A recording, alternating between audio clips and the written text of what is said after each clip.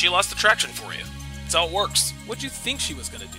Tell you she cheated? Men cannot afford to get complacent in relationships. Get your fat ass off the couch, start lifting weights, and learn game. You're welcome. And now your man, Donovan Sharpe. What's up? Oh, wait a minute. Hold up.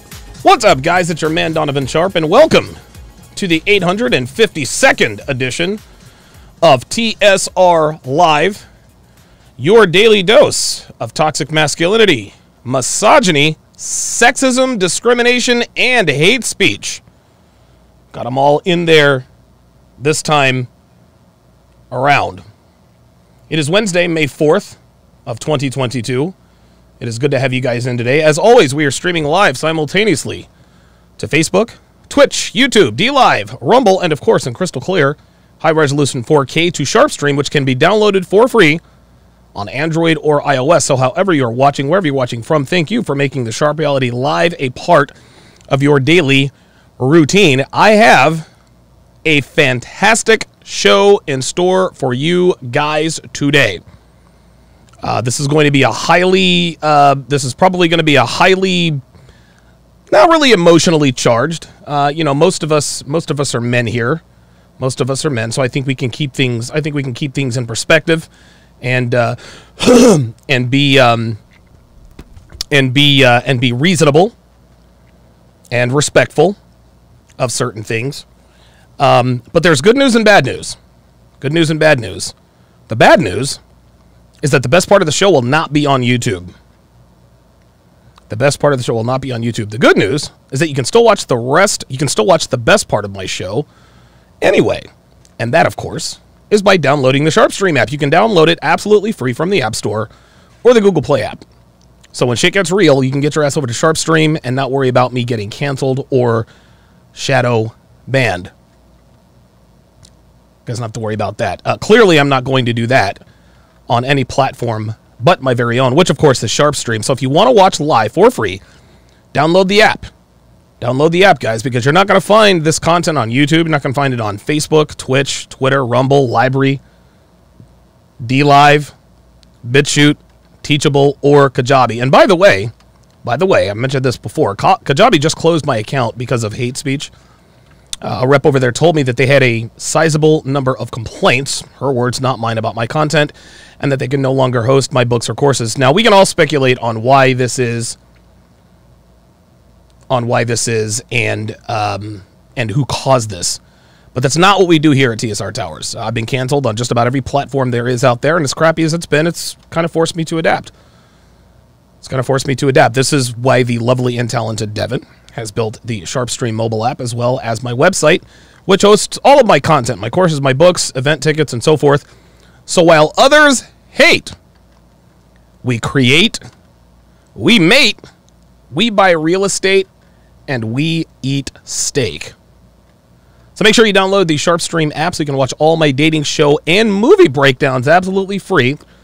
Absolutely free. I could not do Hitch this last weekend because I was as sick as a you-know-what. Actually, I can say dog on the internet, right? I was very, very sick. I was very, very ill. No, it was not. It certainly was not the 91 DVOC like some people had suspected. It was just a really, really, really, really, really bad chest cold, head cold, respiratory infection.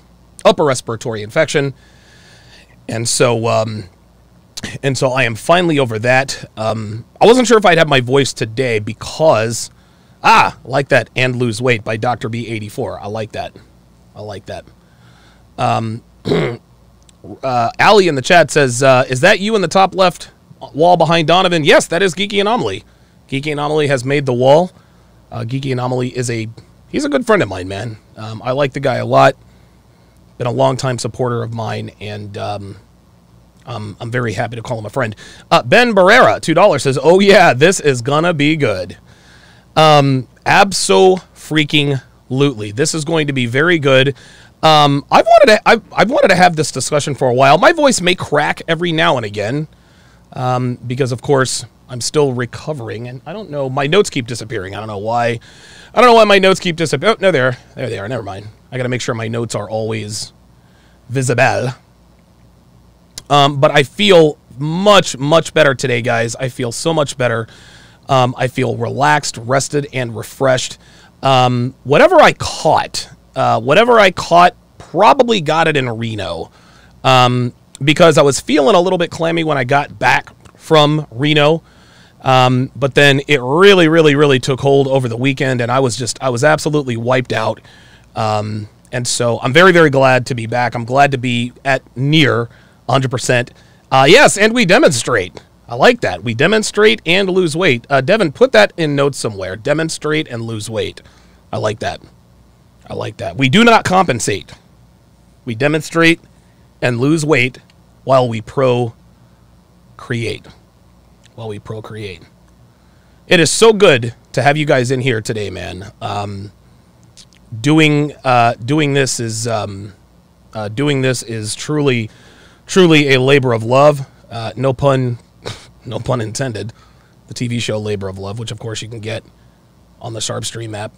Now, before we get started here, keep in mind that while you can watch all of my premium content live for free on the mobile app, that does not give you access to the replays. But not to worry. Not to worry. For less than 16 cents a day. Hang on a second. Am I even on the right camera right now? Hold on. Hold on. I'm going to disappear for a little bit. There we go. There we go. You guys are getting a close-up of the whitehead on my nose. Happens. Well, that does not give you access to the replays, but not to worry. For less than 16 cents per day, you can get access to my entire catalog of my play-by-play dating show breakdowns. Love is Blind, F-Boy Island, Temptation Island, 90 Day Fiancé, Labor of Love, Too Hot to Handle, Love Island, The Bachelor, The Bachelorette, and now The Ultimatum. Gentlemen, I have dissected 13 seasons worth of dating shows, which is a shade over 1,000 hours of content. 1,000. 1,000. Think about that for a second, guys. 1,000. 1,000. 1,000 hours of surgical play-by-play analysis on real-world relationships in real time. Nobody else does this, guys. Nobody else does this. They try to. They try to imitate, but they cannot duplicate because I demonstrate and procreate, or at least I practice procreating. Okay, we've gone too far. No big deal. $5 a month, guys, that's all it takes. You can either become a Patreon member, or you can subscribe to Sharpe Stream. Now, the difference between Patreon and Sharpe Stream, not much. Sharpe Stream, Patreon gives you access to all of the podcast versions. So on Patreon, you can listen to the podcast version. You can also watch the podcast version without all of this fluff and long stroking, TLA style. So if you want access to this treasure trove of content, search your couch cushions for that 16 cents, guys, and sign the bleep up. Later on in the show, of course, I'm actually going to be opening up the phone lines here very, very shortly. I'm going to open them up while I'm doing my opening monologue, because I think it's very important for you guys to cram in there as quickly as you can, because I think this is going to be a very, very, very, very interesting topic. So let's go ahead and get this party started. Phone lines are open now. 516-387-1987. 516-387-1987. Today's topic, the bro versus Dwayne Wade.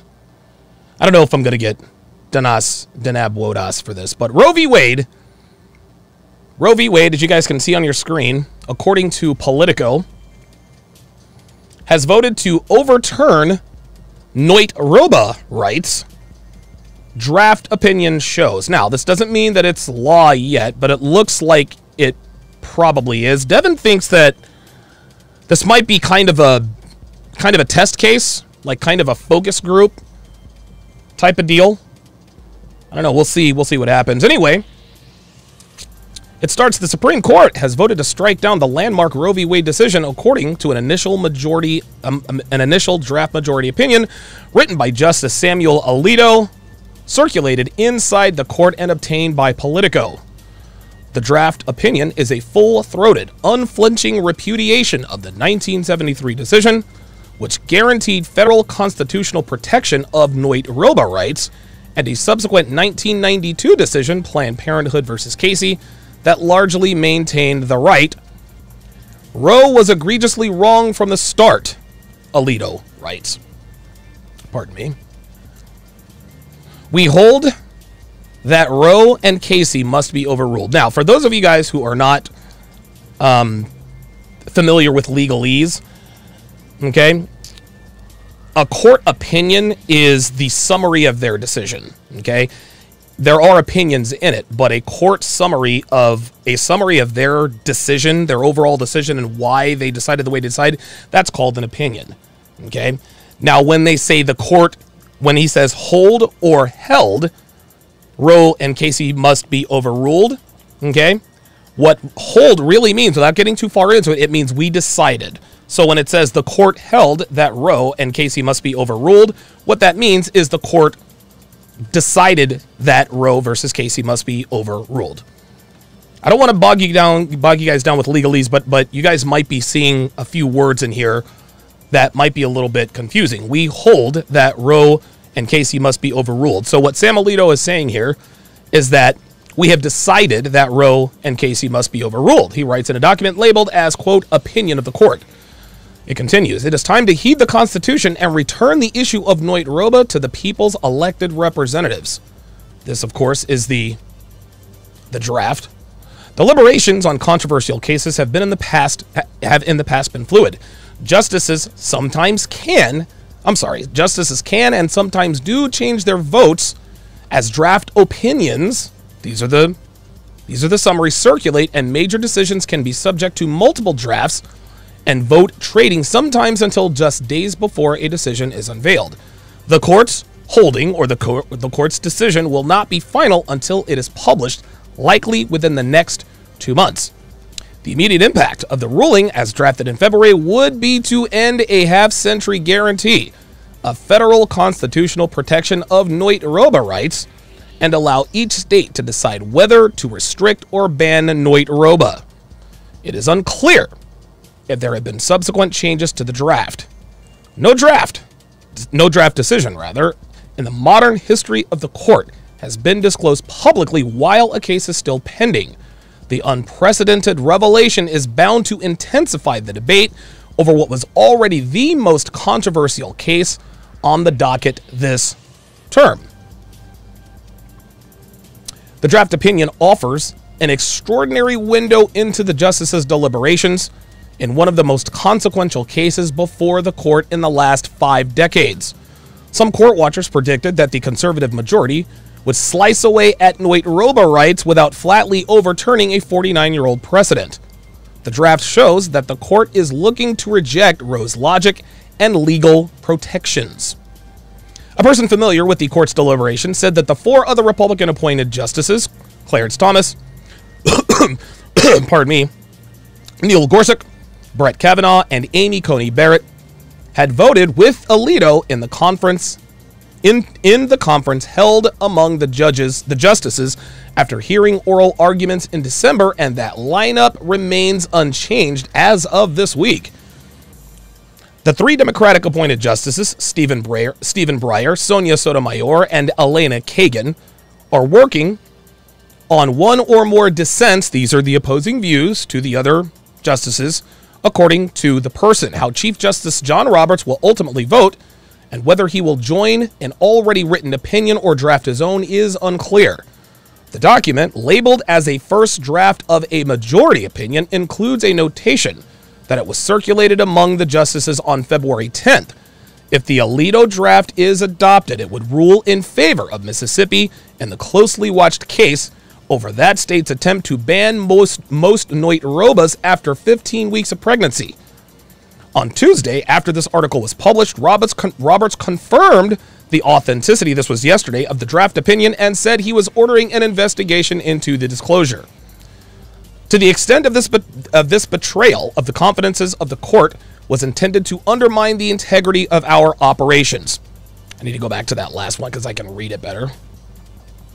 Of our operations. It will not succeed. The work of the court will not be affected in any way, Roberts pledged in a written statement. There was a singular and egregious breach of that trust that is an affront to the court and the community of public servants who work there. Roberts also stressed that the draft opinion does not represent a decision by the court or the final position of any member on the issues in the case. The court spokesperson had declined comment pre-publication. So as you can imagine, this has caused quite the stir. Devin sent me an article on Yahoo called "Women on TikTok Say Hookup Culture Will Absolutely Be Decimated If Roe v. Wade is Overturned." Well, I imagine it can be. Some women say they will deny casual sex. Let me make this a little bit bigger. Some women say they will deny casual sex if they do not have Noit Roba rights after news broke that the Supreme Court is poised to overturn Roe v. Wade. In case you're a man who doesn't care about Roe v. Wade, just know that if Noit Roba gets banned, hookup culture will be absolutely decimated. TikTok user @MoneyMollusk wrote in a video, which has received more than 1.2 million views in a single day. All right, big fucking deal. What women would have, I can't read what these people, oh, wait a minute, sorry about that. What woman would have mediocre sex with a drunk rando? I can't find my mouse, my clicker. Oh boy, all right, here we go. All right, we're gonna make it work. With a drunk rando, if he could potentially father their child, she continued, noting that the video is directed at all pro-life men who love Plan B. The clip drew more than 263,000 likes and more than 3,100 comments, with many users agreeing with her assessment. OMG, I'm entering my celibacy era, a user commented below, to which the video creator replied that she had the same thought the second the news came out. Well, isn't that interesting? Women are now going to be sexually discriminate and maybe sexually temperate when it's going to be a lot more difficult to get a Noit Roba. I still can't find the other part of my clicker. We're going to make this work. Anyway, we all need to collectively agree to never touch another man if it gets overturned, another TikToker commented. Another user declared that they were deleting all dating apps as we speak. Let's look at something else here. I'm going to get you guys' thoughts in just a second. Now, this is a very interesting take on the Roe v. Wade. And I think you guys would agree with this. Take a look and listen. Let's take a look at what she has to say.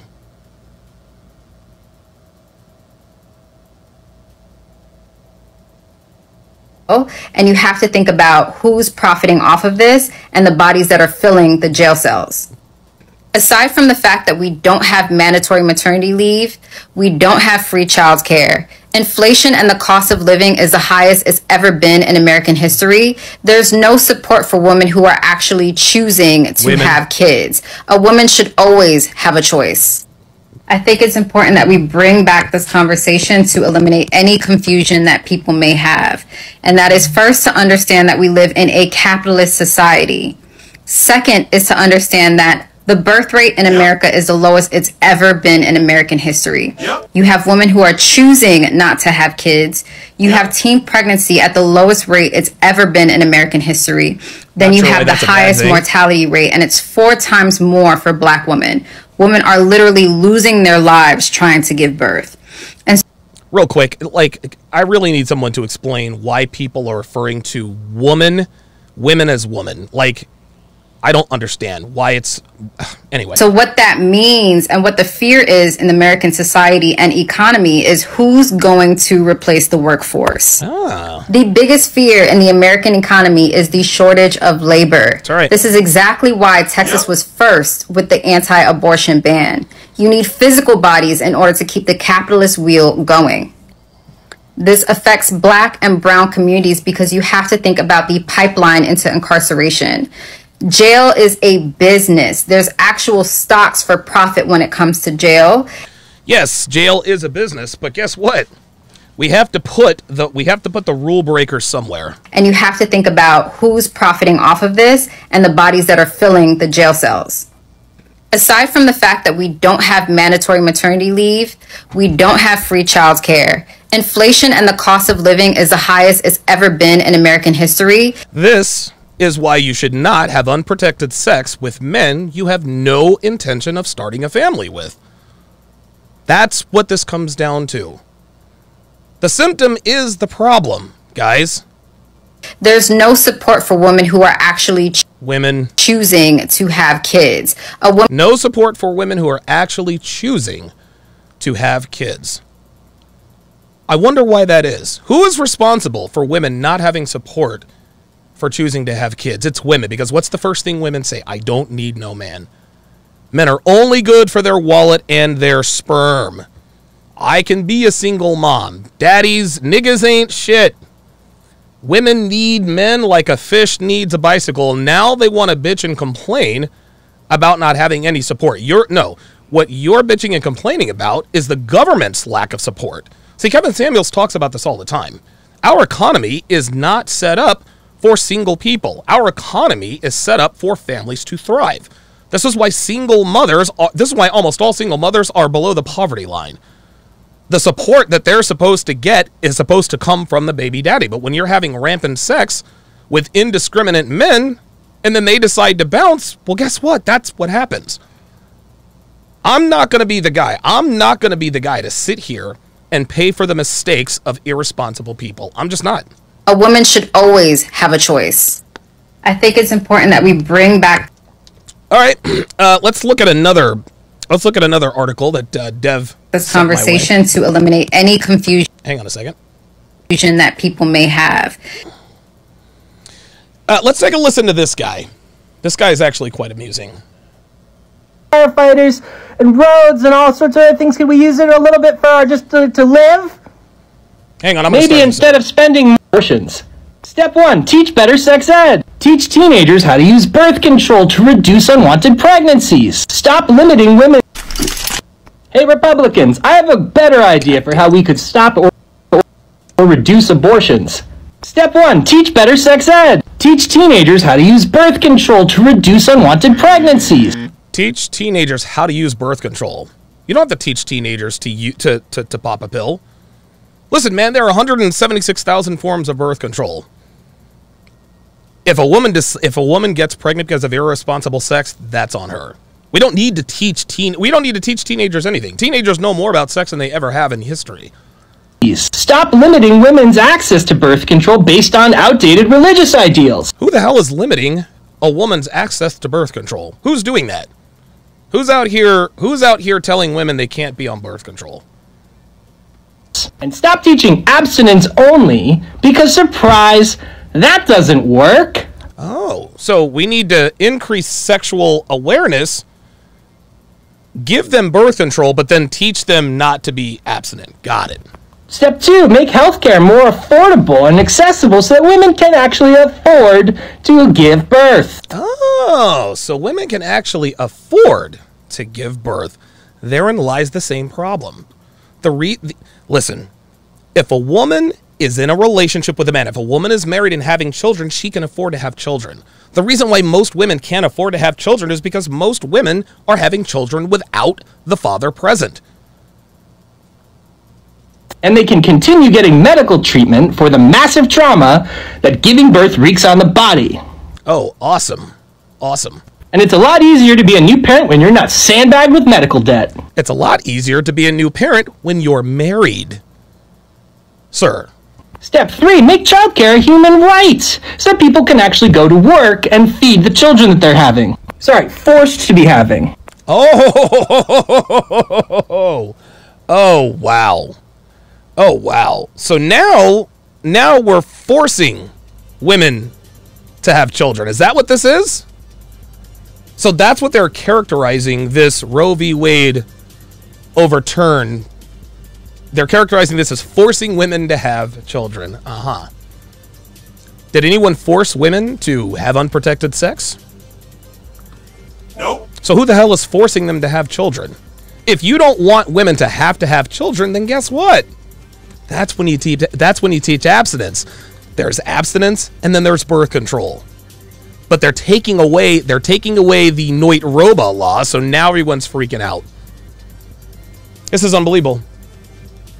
It would also help if we raised wages in proportion to inflation so that when they get the kids from childcare after working for 40 hours a week, they can actually still feed the kids. Another idea, stop discriminating against LGBT couples when they want to adopt. Whoa, let's just fix foster care. Here we go. It's already happened.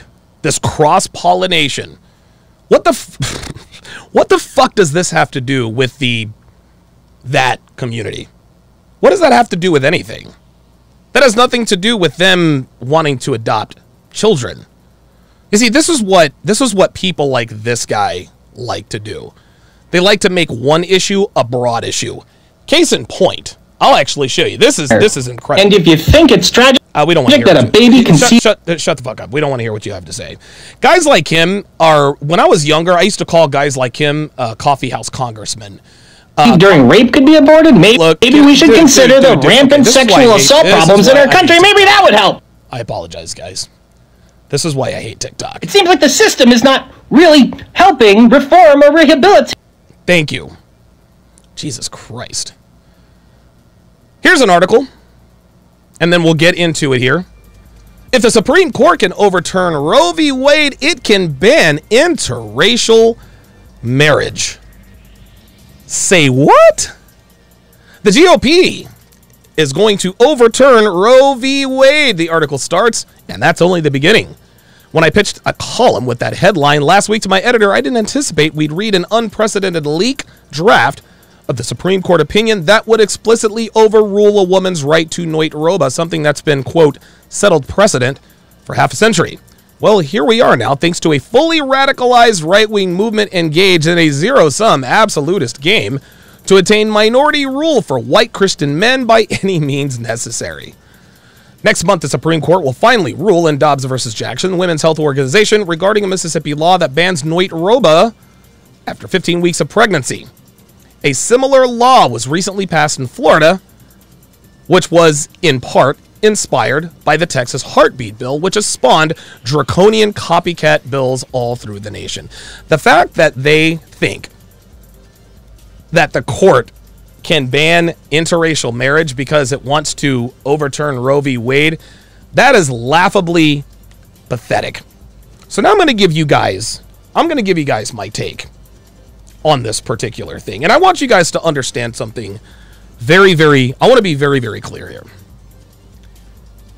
My opinion is not political and it's not religious, okay? But there are red pill implications around every corner when it comes to Noit Roba, okay? This is a fundamental right to human decency, okay? I'm not anti-Noit Roba for religious reasons. As you guys all know, I've been in a bit of a transitional phase regarding my own religious views these days. If somebody put a gun to my head, I'm probably somewhere between agnostic and atheist. I don't know. That could change tomorrow. That could change next week. Who knows? Okay? I'm not anti-Noit Roba because of my political views either.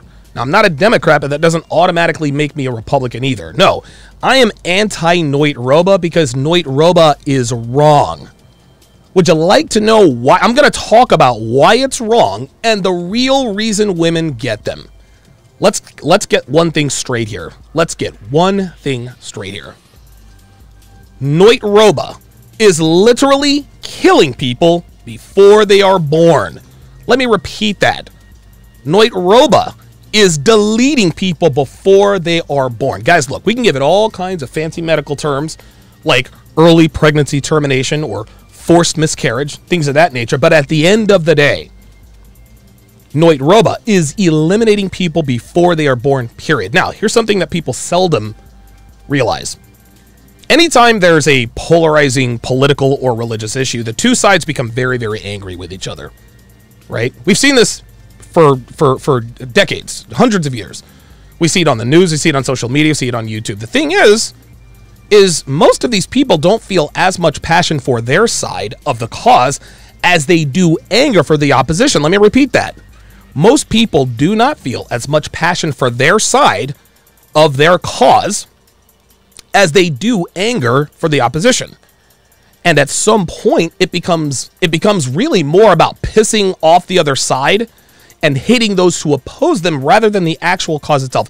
It's almost as though if there were no opposition, there's no cause, right? People who are pro-choice, which is pro-Noit Roba without actually having to say that they are generally very angry because of people who are pro-life and vice versa. Bombing Noit Roba clinics is an idiotic thing to do, but they justify their anger with their position. Encouraging women to sleep around for the sole purpose of getting a Noit Roba, then posting it onto social media is equally foolhardy and is only done to incite anger and hostility with the other side. At some point, it becomes more about the opposition than the actual cause. People can say whatever they want. There is no way that pro-choice advocates are this passionate about deleting babies before they take their first breaths. Let me just say that one more time. Let me just say that one more time, guys. I want you guys to just listen to what I'm saying. People can say whatever they want. There is absolutely no way pro-choice advocates are this passionate about killing babies before they take their first breath. In an honest moment, if posed the literal question, are you really gung-ho? Are you really this gung-ho about inserting shears into a vagina and eliminating the you-know-what? They tell you that they weren't. Because they're human. But their anger simply comes as an overcorrection to pro-life advocates. That's all there is to it. Now we're really going to get into the nitty-gritty. Here are the excuses that women use to justify Noit Robas. And let's keep it, let's keep it 100 here. There are so many bad excuses, I don't even know where to start. But I'll point out a few of the most ubiquitous. Here's one. I don't want to bring a child into this cruel world. That's bullshit. Bullshit. You don't give a damn about anyone but yourself. But now we're supposed to believe that all of a sudden you care about your unborn child? So much that you're actually willing to delete it to keep it away from the perils of life? Get the fuck out of here with that noise. Have the kid, put it up for adoption. There are plenty of barren couples who would love to adopt an infant and raise it as their own, and you know this, including LGBT parents. Listen, I would much rather have a child be raised in an LGBT household than to be in the foster system. I mean, listen, I'm just going to go on record and saying that. Listen, it's the lesser of two evils as far as I'm concerned. Here's another excuse women use to justify Noit Robas. I'm not ready to be a parent. Nobody is, sweetheart. But you should have thought of that before you let him raw dog you and beg him to shoot your load you because it was so hot. Thankfully for you, like I just talked about, there's the adoption option if you want to circumvent the consequences of your slutty actions.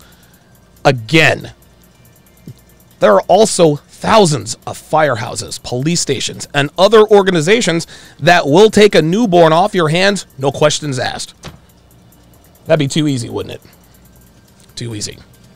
There's no excuse not to take advantage of that free and easy option. Here's another excuse they like to use. Well, I don't want my baby to be in foster care. I've heard stories.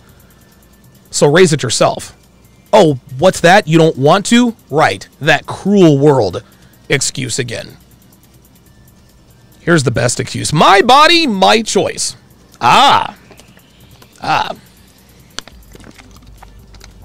now that you want a Noit Roba, daddy doesn't get a say. But if you have the kid, now you want his financial support? Now you want him involved? Making selfish decisions, ladies and gentlemen, is always unilateral. Making selfish decisions has to involve making selfless decisions, rather, has to involve the father, especially if there's a financial windfall. You don't have the kid without his sperm. Your baby's body does not belong to you. Let me repeat that. My body, my choice. Since when do you own your children? Since when do you own the baby in your stomach? My body, my choice. Hey, whatever you want to do with your body is perfectly fine. But you don't own the baby. That is not your body. Okay? Once that is conceived, that is another being. You don't own your children. You don't own your fetus. Unbelievable. Making a decision to end his or her life is not your decision, ladies. It's not. Your body, your choice, fair enough, but your kid doesn't belong to you. Here's another one. What if the mother's health is at risk? Guys, it ain't 1822, okay? It's 2022. Women don't die during childbirth anymore. They don't. With all the advances made in science and medicine in the last half century, mother and child would both be just fine. Here's another one. Well, what if she was E-par'd? Regret sex is an E-par. Getting raw dogged in a bathroom club isn't E-par. Having sexual intercourse under the influence of alcohol isn't E-par. Getting knocked up by your boss isn't E-par. Even if a woman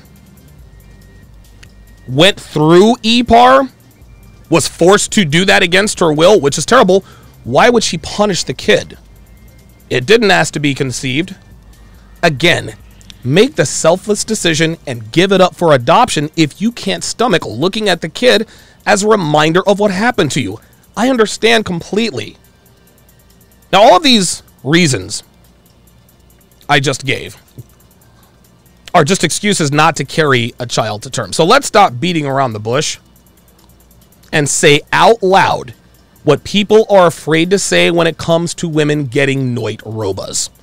Women get abortions because they do not want to ruin their bodies.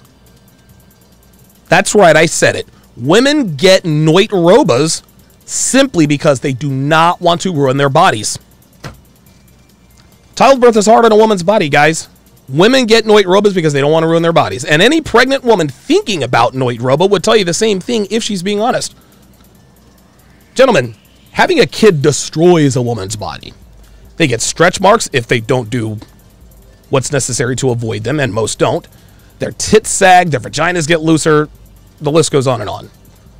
If a girl's body isn't as tight and supple as it was pre-pregnancy, this means she's going to get a lot less of what women covet the most, which is what, gentlemen?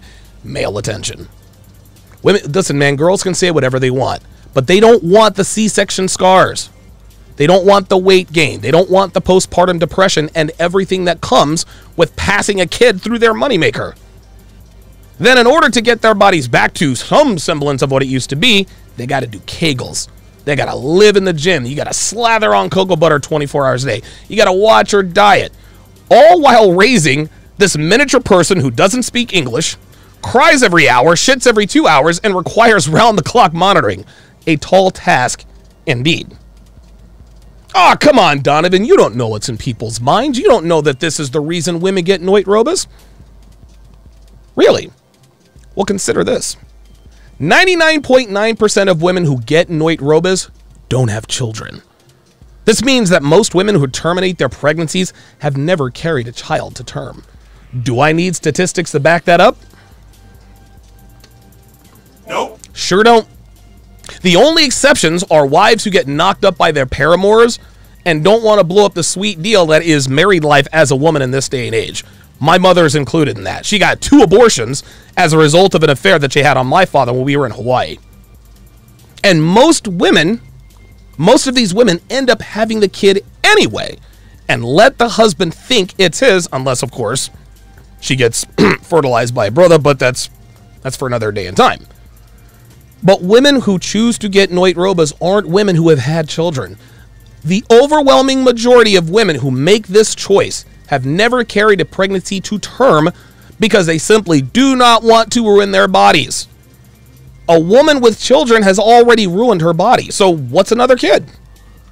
Girls don't want their young, tight, supple, nubile bodies to go through the arduous task of having a kid. So what do? They take the easy way out, and they blame everything on my aforementioned reasons to justify their bad decision to do so. Here's something I'll never understand. We're going to get to your calls here very, very shortly. Why do people seem to care more about animals than people? Yes, we all know familiarity breeds contempt, but that doesn't rise to the level of losing our minds when we found out that Michael Vick had a dog fighting ring, but then we yawned when Dante Stallworth drives drunk and kills a pedestrian. Right? These far left people, they think it's cool and chic to say, well, I prefer animals to people. Let me ask you this. If we were to find out that there was a veterinarian aborting puppies and kittens, what would we do? We would lose our fucking minds. But human babies? Oh, no, we're good with that. We're good with that. At the end of the day, guys, regardless of religion or politics, there is no way that you can tell me that killing people before they are born is the right thing to do in any situation. You just can't. Guys, listen, man, I'm not a religious zealot. Okay, I'm not a far right nut. I'm not God, guns, rock and roll, and Donald Trump. That's not me. You guys know that. 99.9% of the time, Noit Robas are performed for selfish reasons. And don't start with the outlier situations. Okay? Don't come at me with, well, I know a girl who would have died had she had the kid, or I knew a girl who couldn't find the right family to adopt her kid, so she said, fuck it, miss me with that bullshit. I mentioned this before. My mother had at least 2 Noit Robas after she had 5 kids as a result of an affair she was having. There's your outlier. My sisters, on the other hand, have had multiple Noit Robas. One has 3 children. But the first time she was pregnant, she had a Noit Roba. And guess who had to take her to get her very first Noit Roba? Because my mother didn't want to. This guy. You can imagine what that might do to an 18-year-old kid. My other sister doesn't have any kids and has also had multiple Noit Robas. It is disingenuous and irresponsible to refute a macro argument with a micro argument. The bottom line, guys, is that women get Noit Robas to keep themselves fuckable so that they get more chances to have unprotected sex, which leads to, wait for it, more Noit Robas. It is sad, but that's how it is.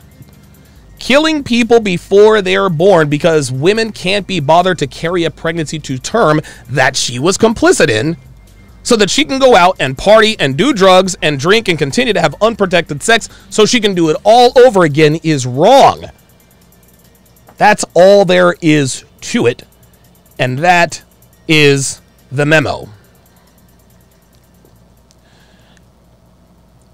516-387-1987. 516-387-1987 is the number to call. Let me read these super chats before we go to the phone lines here. 424 of you watching. Let's get the likes up. I would appreciate you guys getting the likes up on the video. Big Al, $5 super chat, says, on Fresh and Fit, ladies were asked to pick between Instagram or marriage to keep their answers will shock you. F&F posted the clip. Now, women value attention more than they value anything. They value attention more than life itself. That's just how it is. I still can't find my little thingy. Desmond Montgomery says, I know you're not religious, but may I ask if you're pro-life or pro-choice? You don't have to answer if you don't want to. Clearly, I've answered. I am 100% pro-life. 100% pro-life. Sub-Zero with the $10 super chat. Finish him. Says, this will dry up federal money. That is the point of this. Planned Parenthood got $2 billion of federal tax money in 2019. This decision will require states to raise taxes to cover the cost. Yep. Yeah, this is reproductively responsible people having to pay the price for reproductively irresponsible people. Ain't that something? Robert P. Elliott with the $10 super chat says, hey, Donovan, watched your CME speech about hitting rock bottom in North Carolina.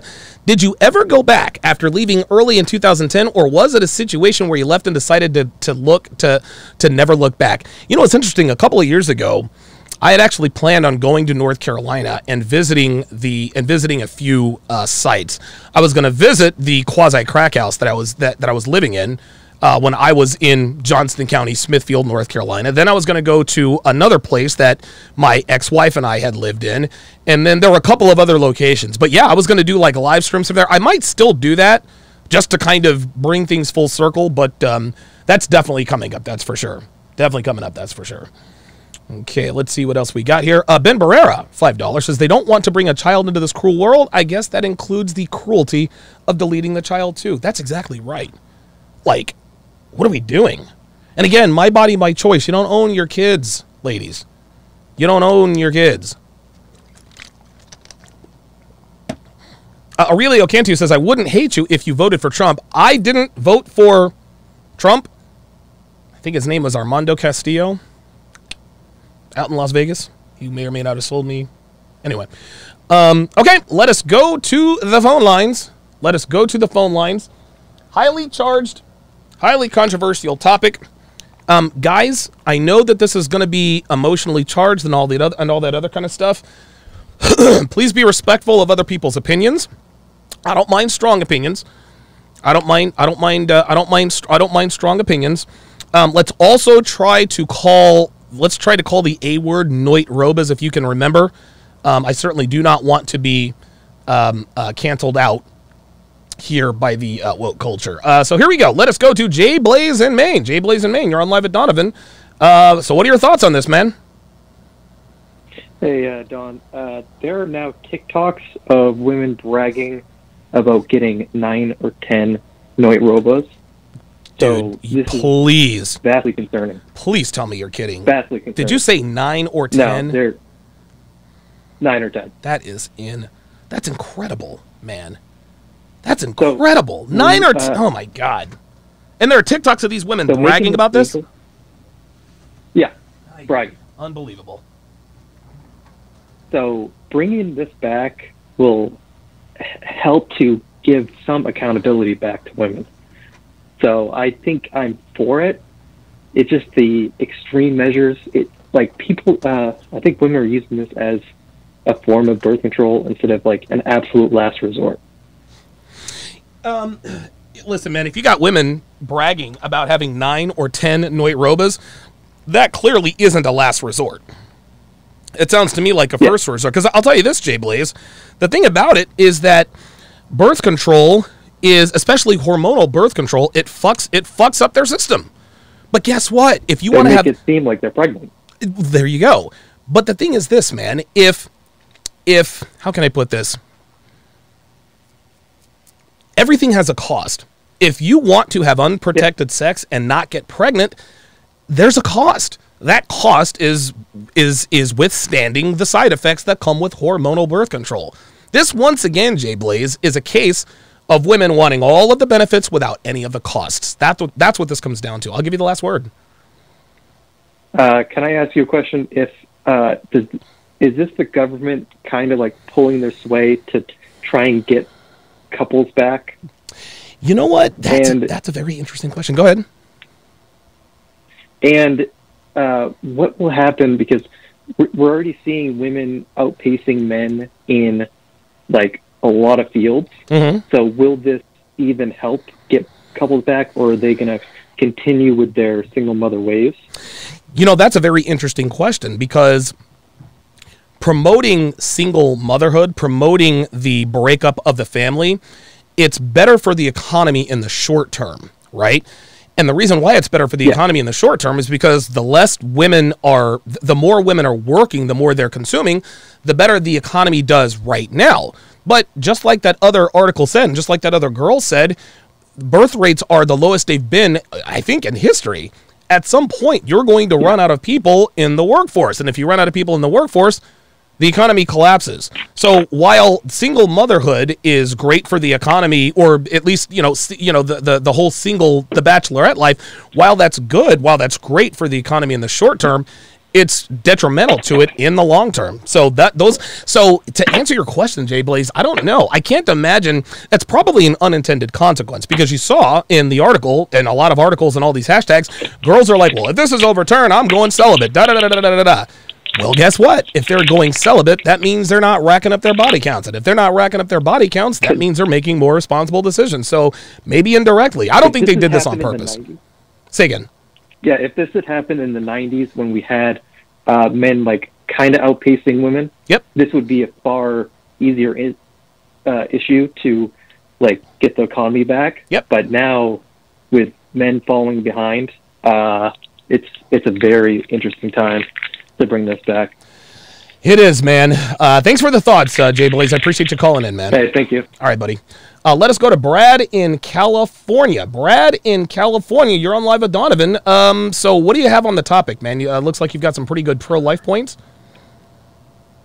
Oh, yeah, definitely. Okay. So I want to start by saying congratulations on your conference. Thank you. I watched some of the speeches. I especially love Myron's speech. Yes. And getting to hear what kind of man his father was, it just makes perfect sense. Yep. So congratulations on that. Thank you. I appreciate that. And I want to, yeah, no problem. And I want to get into this topic because I actually did a few months of immersion of research myself of pro-choice versus pro-life. Okay. Because I wanted to come to a educated stance Sure. on that topic. Of course. And by the end of my research, there was no doubt I was 100% pro-life. Okay. And I want to drop some truth bombs right now that to me are basic. I don't hear them spoken much. Okay. I agree with everything you said 100%. Very well spoken of you. Thank you. When it comes to the pro-life position, this is not about religion. It's not about politics. Yep. It's not about race. Right. It's not about man or woman. It's about protecting innocent babies. There you go, That's man. it. That's it. And there are black people who are pro-life. There are atheists who are pro-life. There right. are women who are pro-life. That's right. It has all these weak arguments. It has nothing to do with it. And I can take every single pro-choice argument because I searched high and low. I heard them all. I can take every single one, and they're all super weak, and I can easily destroy them in 30 seconds or less. All it comes down to, and nobody wants to say this because it's not politically correct, all it comes down to is a selfish, narcissistic mentality, a me mentality. 100%. These women who are pro-choice, who want to do these things, all they're thinking about is themselves. That's right. They are willing to kill a baby for their own selfish convenience. That's right. And I'll say this. I'm a huge Donald Trump supporter, but I go further than Trump on this issue because Trump, he is pro-life with 3 exceptions. The exceptions are if the woman has been violated, if there's incest, or if the life is in danger. And I say pro-life with no exceptions, period, and I can break down why right now. So Yeah, go ahead. if the woman has been violated, I feel 100% sympathy for her, no doubt. Of course. But do not punish the baby for that. There you Do go. not kill the baby for that. I agree. That is not a solution to that problem. That's right. If there's incest, maybe the child will come out with learning disabilities. Maybe he'll be special ed. Does that mean we should kill him? By that logic, we should kill every special ed person in the world. Ooh, That's insane. Very that good. makes no sense. Yeah, and handicaps Okay. as well. Exactly. And another one is, what if the child comes out deformed? Here's my thing. This is going a little bit in a different direction, but I do believe in a mercy killing because this is a completely different thing. Let me break it down. Okay. If the child is, if the doctor has told you, hey, I can see from this ultrasound your child might come out deformed, so let's just kill the child. That is evil. That is nonsense. That is not acceptable. Okay. What you do is, and unfortunately this is illegal, but I think it should be, but what you do is give birth to that child, do every possible thing you can do to help that child, like every single thing you can do. And if you've tried everything for years and years and that child is living a life of pain and misery, yes, then you do a mercy killing. Yes. But a key difference is you do it as an absolute last resort. You Yes. don't do it as a first Yes. resort. Wow. And unfortunately, it's illegal in some countries, and that's unfortunate. But I think mercy killing is a beautiful thing. If you're doing it for the right reason, for the right intention, I think that should be legal. You know, perhaps with it's interesting, Brad. doctor supervision and No, of Yeah. course, it's interesting, and I think assisted self deletion is always could be right up that alley. But the interesting thing is, Brad, is that mercy killings, mercy deletions are illegal, yet noit robas are legal. So you can, so you understand what I mean? Like, there's no, it just Yeah, doesn't it's make insane. it just doesn't make any sense. You can't justify it. And again, Brad, just like I said, this is not political. It's not religious for me. This is just the difference between right and wrong. I'll give you the last word. Yeah, I would just say, to wrap it up, that takes care of all those arguments. And the last one would be, if the mother's life is in danger. And you said it very well, 2022, this hardly ever happens. But for argument's sake, let's say it is. Okay. And by the way, all these exceptions to the rule, these make up 1% of abortions, maybe less. If that. Yeah, 99% of them is just the woman says, hey, having a kid's not really that convenient for me right now, so I'm going to kill this kid. That's it. Let's be real. That's okay? exactly it.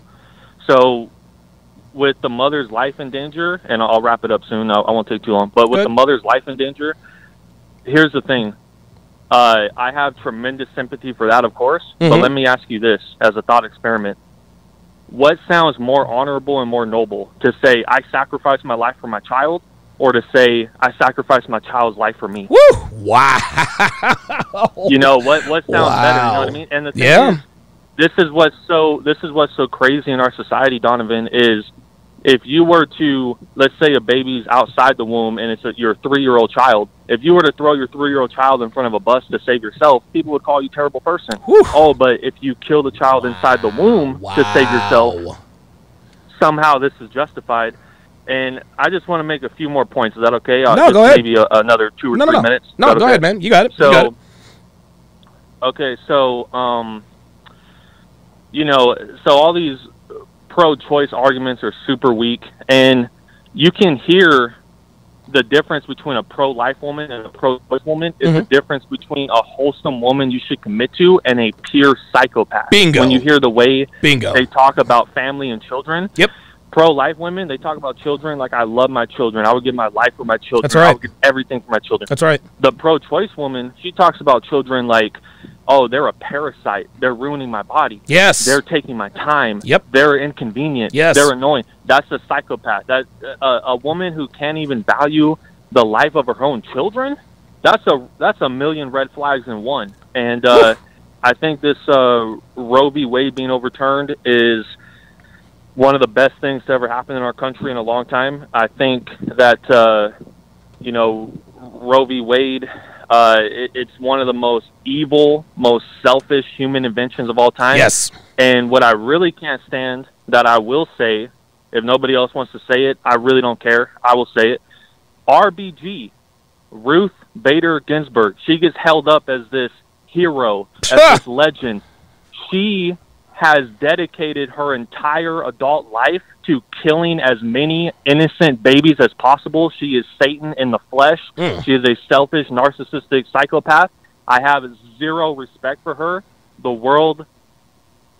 I have zero respect for her. So that's all I'll say. But that pretty much, I feel like I destroyed the entire pro-choice. And I got to say something real quick about this whole TikTok thing. Sure. Women are saying, oh, if we're not allowed to kill our own children, then we're going to stop having sex.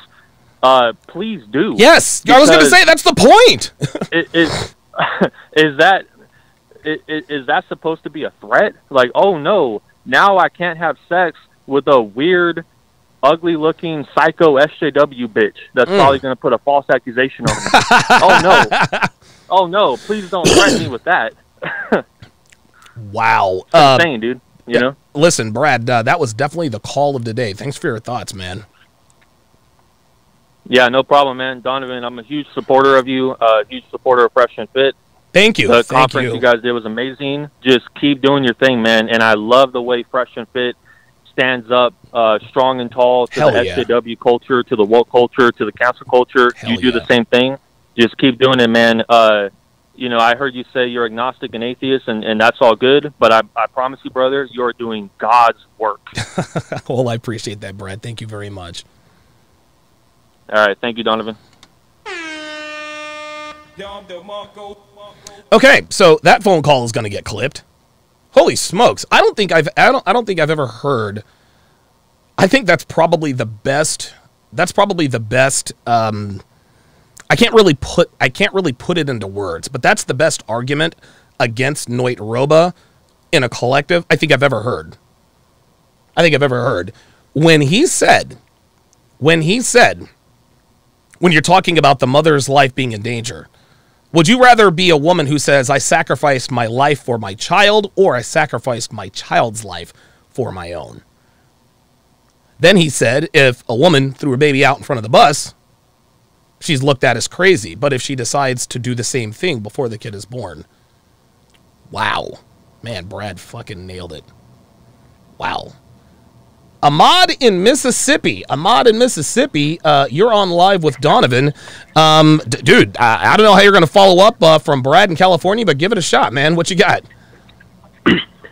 My whole thing is that I think it is a bunch of lunacy on both sides, right on the left and on the fucking right.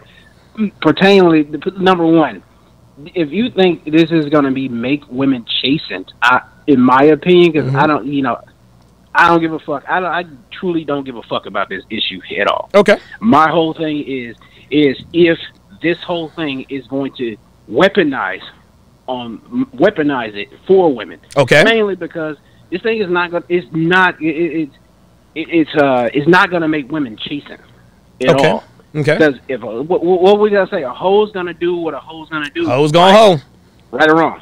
Oh, you're right. You're right. Gonna hoe. And then on top of this, number two, and if especially for the men out there who think that this is going to change, like the CS laws, child support laws, in any of these states, you are fucking out of your mind. Wow. If anything, as much money as they make off your ass getting these women pregnant, if any the states that are going to ban it, oh, they're coming after your ass harder. You know it. They got to get paid one way or the other, right?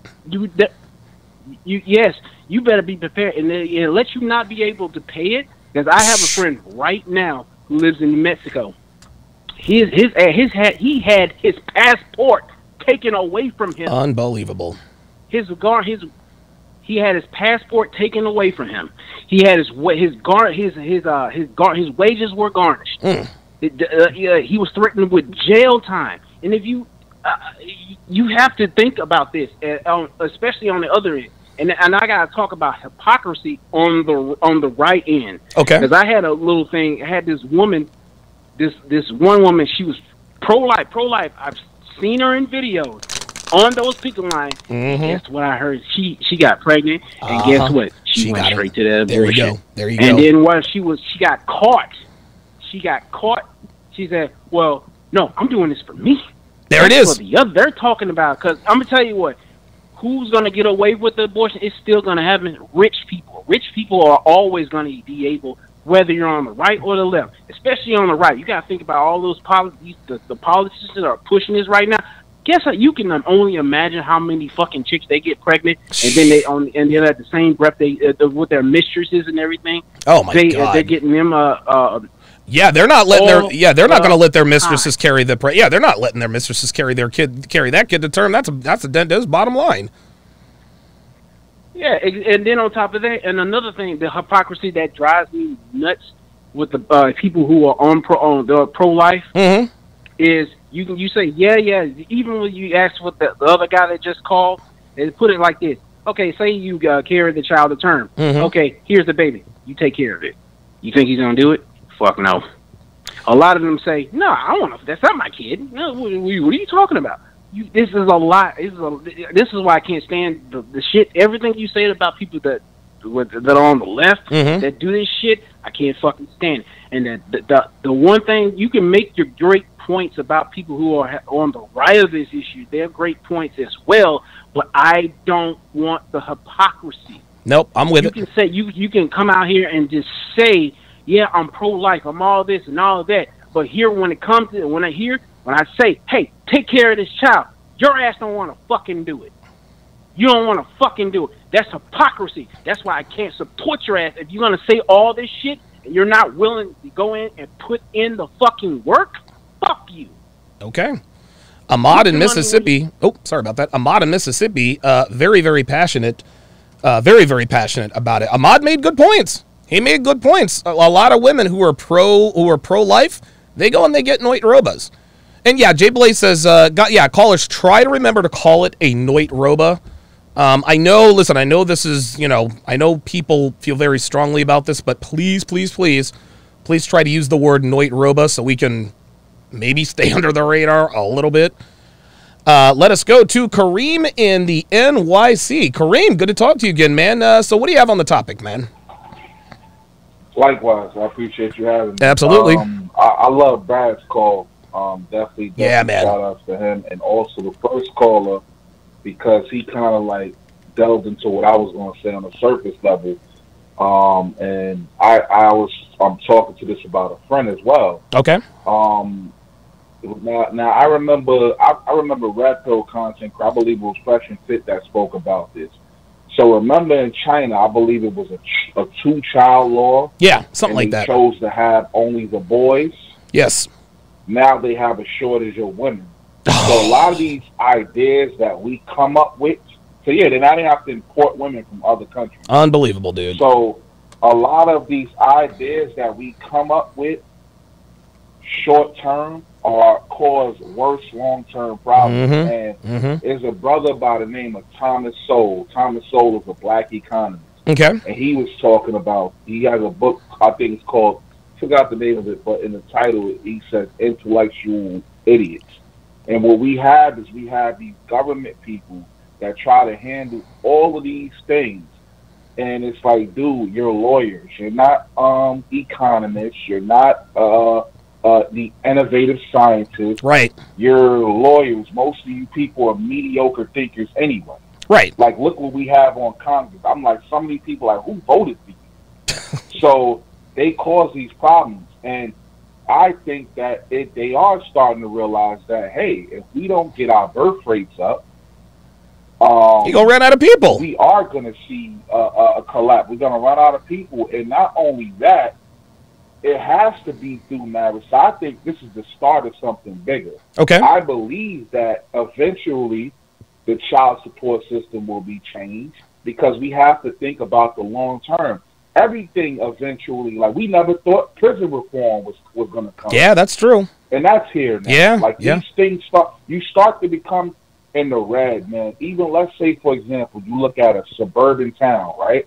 Suburban towns have 25-year shelf lives. Why? Because by that 25th year, the town is in a deficit. They don't have money to fix the roads. It becomes a disaster. Yeah. So this happens here in our country, and a lot of things are going to change because let's say even if we said, okay, marriage is not the way. Well, the statistics show us, let's say if a bunch of single mothers had kids, these kids are failing in school. So they won't even have the intellectual property to do the work. Yep. And you know, in the future, because this is about to be a STEM, science, technology, engineering, and math, dominated world. With yes. The next 10 to 20 you know it. Let me ask you this, Kareem. You know, so something you said earlier, and it makes all the sense in the world. So I'm going to make this point, and then I'd like to get your opinion on something here. What you just said to me, that represents the Everglades mistake. You remember what they did with the Everglades? They decided to irrigate the waters and all the other kind of stuff. It was a great idea at the time, but now the Everglades, it's just like it's corroded. It's all mush. It's just like swampland. It was a good idea at the time to divert the water to do man's bidding, and here we are less than 100 years later. The Everglades experiment was a big fucking mistake. So what seemed like a good idea at the time has come back to bite us in our collective asses as far as the Everglades are concerned. I think that's probably what you're getting at. Let me ask you this, Kareem, and I'm going to ask everyone else this as well. Because the last caller, Ahmad in Mississippi, he says he doesn't think that the overturning of Roe v. Wade is going to change female sexual behavior. I think it will in the short term, but do you think that if, let's just say they outlaw Noit Roba nationwide, do you think that is going to make women more sexually chaste, or are they just going to find ways around it? Oh, well, real quick before I answer that, sure. I actually brought that up to Fresh and Fit because I called in the show because they used to always wonder why the flooding. So you are right. Miami is sitting where the Everglades was empty. Yes. 50% of it was empty. That's right. So it was a reservoir for rainwater. There you go. To protect the northern portion of Florida from flooding. Right, and so now Miami, I think Miami is sinking. I think Miami sinks like 1 inch per year. That's crazy. It's incredible. Donovan, look at the building that collapsed because of the soil. Yep, that's right. That's right. The big a luxury building. Yep. So yes. But yes, I do agree with that. Like, can you just ask the question one more time? No, I understand. No, that's okay. In theory, in theory, what this says to me, and we saw it on a couple of articles and TikToks. A lot of girls are saying, well, if they're going to overturn Roe v. Wade, I'm not touching any man. I'm not having sex with anybody. Blah blah blah blah blah. I'm not going to say would it deter them for having sex. Well, I will say this, right? Mm-hmm. First of all, here's the thing where they're messing up. Stop trying to be us. That's where y'all messing up at. Yeah. You want to be men. Men. That's what we did historically because it makes sense. You had to propagate human existence. Yep, that's it. So you understand what I'm saying? You understand what I'm saying? So they're the ones that carry the babies. They should be, more sexually selective. Of course. But it just showed you how I call women grown toddlers. They make these childish arguments. Yeah, man. That's a very child, like the movie The Shy. Let's go on the sex strike. And it's like, most of y'all, anyway, nobody should be hitting you anyway. Like, the men should be striking themselves out of existence to even touching you. Unbelievable. So, but I believe that it will definitely have, and women will be, will only do this for if men get back into control of things and there's some order. We need order right now.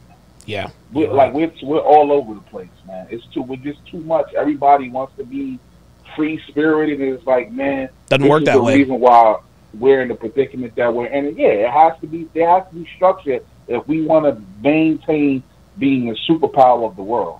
Because China's coming behind us. They are strong on families. They call the masculinity crisis. Like, we have competition, and we need to get it together. Kareem, thank you for the call, man. Man, good strong opinions today. Good strong opinions. I liked his Everglades reference. That makes perfect sense. Let's go to Dal in Arkansas. So Dal in Arkansas, you did a case study on Noit Roba. Am I reading that correctly? Yeah, I actually was going to be a doctor at one point. Really? Throughout college. And this was one of the things that made me not want to do it anymore, because as when you go in, we really wanted to go in the pediatric care and everything. And this, like, you have to do everything as a doc when you're training to be a doctor. You have to. And part of it is like when you actually perform a Noit Roba, it is, and it's hard because when I'm talking about it, I'm trying not to throw up. Okay. But oh boy. It is a rough experience when you got to take out each part of the fetus. Oh my God. Count it out, verify everything, and then you got to wash out the uterine lining to make sure there's no quote unquote material left behind that could cause blood poisoning and sepsis. I was like, nope, I'm done. I can't do. So that was the reason. That was the reason. Let me ask you this: do they make you perform Noit Robas in medical school, or is that required? Like, what's the deal with that? No, that's not. It's not in medical school, but that's when you get out and you become. You're like the next level. You're like becoming a resident. So you're like a learning doctor. Then you go to resident, and then you're the specialist. And Jesus Christ, man. When you're going to that point, you watch it, and then you have to do it. Oh. And then you have to do it so many times my God. Before they certify to do it. So. Oh, my God, man. I just, I don't know. It's just, what a mind job that would be, Del, right? Like, can you imagine? Like, there are doctors out here that have performed hundreds, if not thousands, of Noit Robas. And I'm not Mr. Moralistic, hey, how can you look at yourself in the mirror? But I cannot imagine being a doctor who has performed. I can't even fathom the thought. It's incredible. I'll give you the last word, Del. Yeah, well, I just want to say that was it, and then after that, learning that, like, we're the only, like, all other animal species are very selective in the reproductive process. Of course. And they wait till there's a right amount of resources to do it, but as humans, we seem to be the only ones that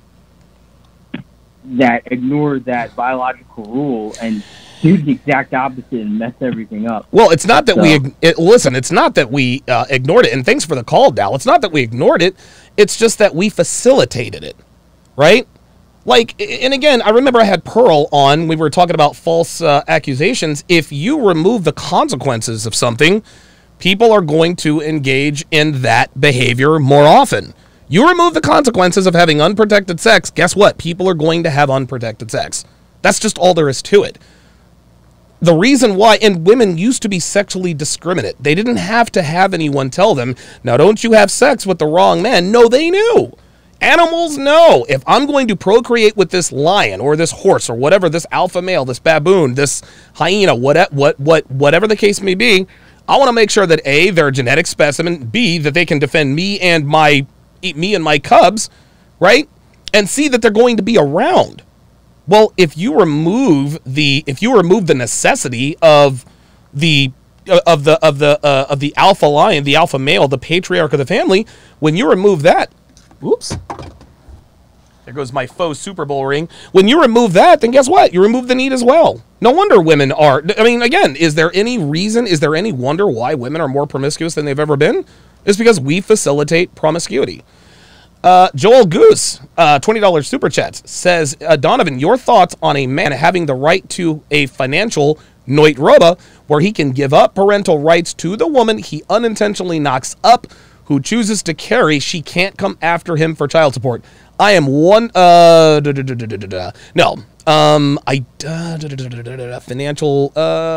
he had unintentional, that he unintentionally knocked up. Yeah, I think I'm in favor of that because, again, my body, my choice, my wallet, my choice. That's really what it comes down to. So yeah, I think that I would agree with that. I don't think that would ever happen. But I think I would agree with that. And Geeky Anomaly just said it right there. Dre Raven on the Sharpe Stream site says there's no way around the fact that it is the deleting of a human life. In this case, for nothing more than the kid being an inconvenience. Number 2, there's also no way around the person being offed is innocent and has done nothing wrong apart from being inconvenient. Number 3, on the other hand, as a libertarian, give government authority and they will abuse it. But in the end, noit roba should have to be illegal. But so long as people are ending other people out of convenience, then perhaps that potential government abuse is a necessary evil. Wow. Or should not have to. Very, very, very well said. Very well said. Let us go to Ahmad in Kansas City. Ahmad in Kansas City, you're on live with Donovan. You think that people have had enough of liberals. Hey, Donovan, how you doing, man? I'm doing great, man. How about yourself? Good. Earlier, you said Ahmad from Mississippi, and I'm sitting here talking to myself. I was like, I'm from Missouri. But anyhow, that was a joke. You've had 2 Ahmads today. Had 2 Ahmads, yeah. That's. I think I had 2 Kareems as well, but either way. So what are your thoughts on this, Ahmad? So I'm being a political science graduate. I'm going to come from a political angle from what's happening right now. Okay. The midterm election is coming up in November. Mm-hmm. And if I travel quite often domestically, and you do too, and I don't know if you've grasped the feeling of the political environment we're in, but the Democrats are in for a disaster outcome. They are going to lose the House. They're going to lose the Senate. They know this as well. And this whole leak that came out about the Supreme Court, mm-hmm. This wasn't by accident. This was done. I agree.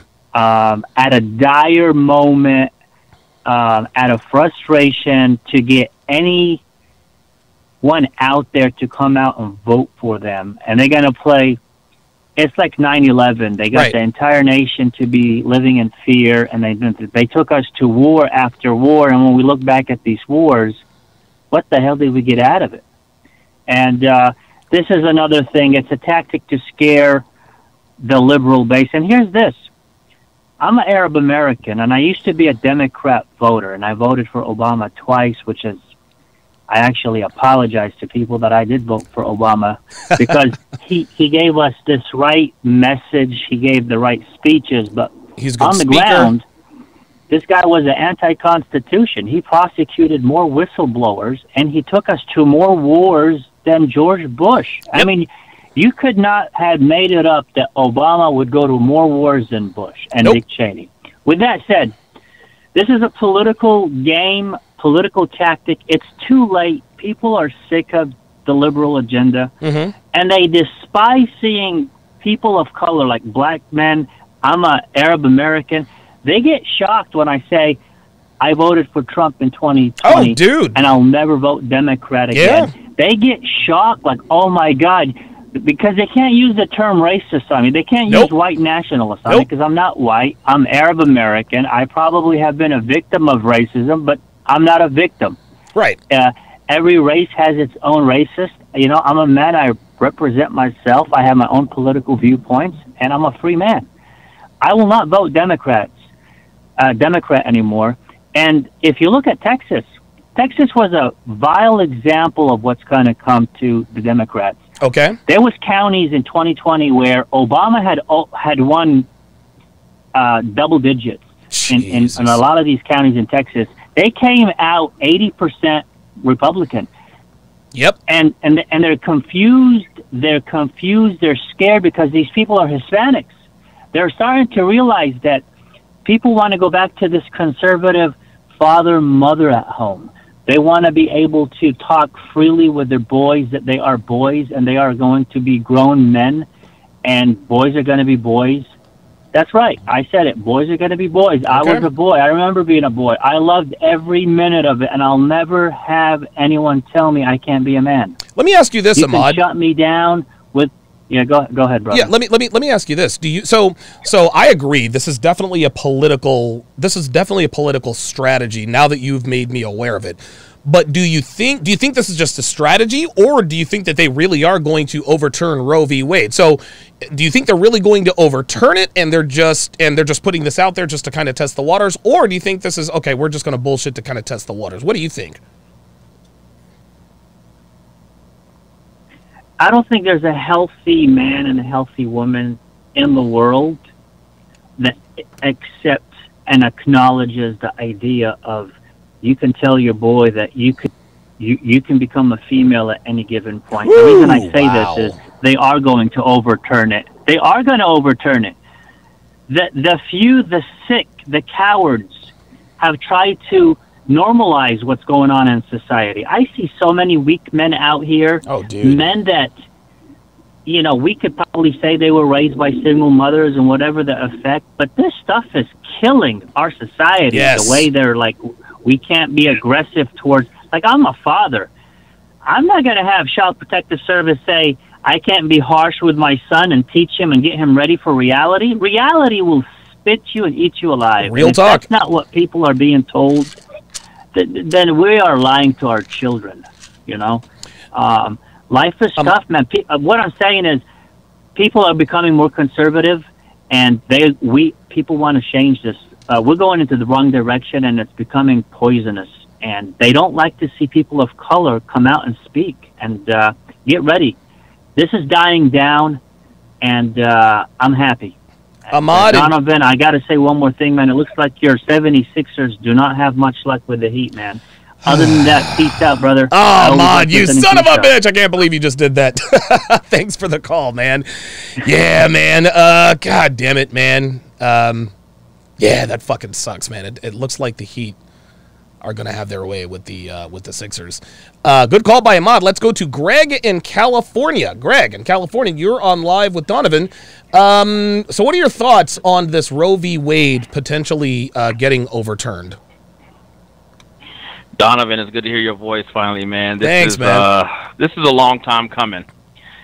This landmark decision that's going to come out with Justice Alito, and I wasn't surprised with Justice Alito writing this. Sure. But I take this back to what something Supreme Court Justice Brett Kavanaugh said during his hearing after he was excoriated and bemoaned to be a rapist or rapist, right, and all this other stuff come out. He said political payback was coming. And if you look at what's going on in the last couple of years with the Me Too movement and everything that's been going on, this was the political payback that I believe that the Supreme Court, now that they got the majority on the right side, was gonna use. Okay. But reading into the actual writing, the Fourth Amendment was that the Supreme Court used to say it was a right to privacy. Mm-hmm. It was never intended for it to be financially paid for by the federal government. Right. And that's Right. where the line draws for a lot of people. The money that's coming out of the federal government, our tax dollars, is subsidizing this. And people have a right to say, I don't want my money being subsidized. So Okay. what the Supreme Court going to do? They're going to say, send it back to the states. Now, undoubtedly, we're going to have some states that are going to freaking pass it. Sure. And people are going to be able to go back and forth to whatever states they want to. But there's going to be some states that won't. Nothing's going to stop. Women will still be able to get their abortions, but their Noit Robas, sorry. Right. But Okay. but some states are not going to be able to. Not going to be able to get it. It's one of those things. It's commerce. There's money Okay. behind this. Okay. Follow the money. It's always been about money. Like someone said earlier, the economy has benefited by making women more in the workforce. Yep. They spend more money. Yep. There's less money coming to the federal government when you keep men and women separate. Yep. As opposed to being together. And it's time for it to end. And I'm a dad. I have a 22-year-old daughter, and I've talked to my daughter about this. She Okay. was 5, 6 years old. I've actually told her I don't want to be a grandfather because I saw how the way this country was going. I don't want her to have kids. I've told her that because I see where this country is going, and I want her to have the best opportunities in life. But also, she needs to pick the right man to be with her. So don't be doing what you shouldn't be doing. Right. I also have a 14-year-old son. I'm teaching him the same thing. Good. You have to be responsible. But it wasn't finalized in my mind until one day I was on Washington Post reading an article on Washington Post, Mm-hmm. and I was in the chat section, and a woman actually commented to me saying, "Why should I deny myself the full pleasure of sex?" I was like, "What are you talking about?" She was like, she said, basically, she's saying that she wants the man to have his full pleasure, and she wants to be able to enjoy it because she knows that she can go out and terminate that pregnancy. Unbelievable. If she so happens to get pregnant. Well, there we go. So that right, and that was about 10 years ago. That right there was no longer about my body, my choice. Nope. It was about being able to feel the full, to baby be. One of your guys said it earlier. It's basically to be like us, to be like men. Yes. We don't want women to be like men. That's right. And That's so right. I was just completely shocked. That is and another point, and this is kind of this is where my standpoint is. I was married before. Mm-hmm. I'm married now, but my first wife, she passed away to cancer, unfortunately. Okay, I'm sorry to hear that. We have kids together. All right. After our second kid, I told her that I no longer want to have kids, so I was going to have a vasectomy. Okay. The state of California told me that I could not have a vasectomy without my wife's approval. What? I was like, what? Whoa. I was like, what? It just so happens. Oh my God. God. Just so happens that there was some court cases going back in history saying that a woman sued her husband's doctor for alienating affection because she was trying to get pregnant, and the doctor performed an abortion on him, and that's why he had performed a vasectomy on him, and that's why she could never have kids. The husband lied to her, saying he couldn't get her pregnant, but she didn't know that he had a vasectomy. The wife sues the doctor that performed the vasectomy on the husband, and she won. Oh my God! Oh when my God! And think about this, I'm calling, and I have good healthcare coverage. I'm calling doctor after doctor, urologist after urologist to schedule this. The nurses are on the phone telling me I need to bring my wife in. Good. I'm like, wait a minute, God! You're trying to tell me that I gotta bring my wife in to prevent me from having kids, but my wife can go out and have sex with some dude behind my back and have a Nate Roba, and I would never know about it? That is BS. Now, here's the caveat about this. Okay. When my wife passed away, she was going through an actual court case for her diagnosis because we had to sue her doctor. Okay. During her depositions, I found out during the course of our marriage that she cheated on me and she had 2 Nate Robas. Oh my God, Greg! Do not even tell me that. So, oh my God! I still have the I had to tell my current children, and believe me, my 2 kids that are with me now, I did have them tested. I was in the military at the time. I had them biologically tested. But this just goes to show you that this was never about a woman's right to choose. This is it was a woman's right to be sexually fulfilled like men were. It was about money going to feed this entire attitude and mentality that women should be like men, should have free and unprotected sex. It's about feminism going awry in this country. It's just decimated the household. Someone said it earlier. The economy is just not, our entire way of life in this country has so irrevocably been changed because of this decision. And it dominoes everywhere you go in each aspect, whether it cross state lines or whatever. Yeah. So yes, there's going to be some states that are going to pass it. People going to cross state lines to go get these Nate Rovers, but some states are not going to do it. And that should be left to the will of the people. So what's the caveat? Some states are going to have to put it out on their freaking in their legislatures. Yeah, that they're going to need to raise taxes for women protective rights.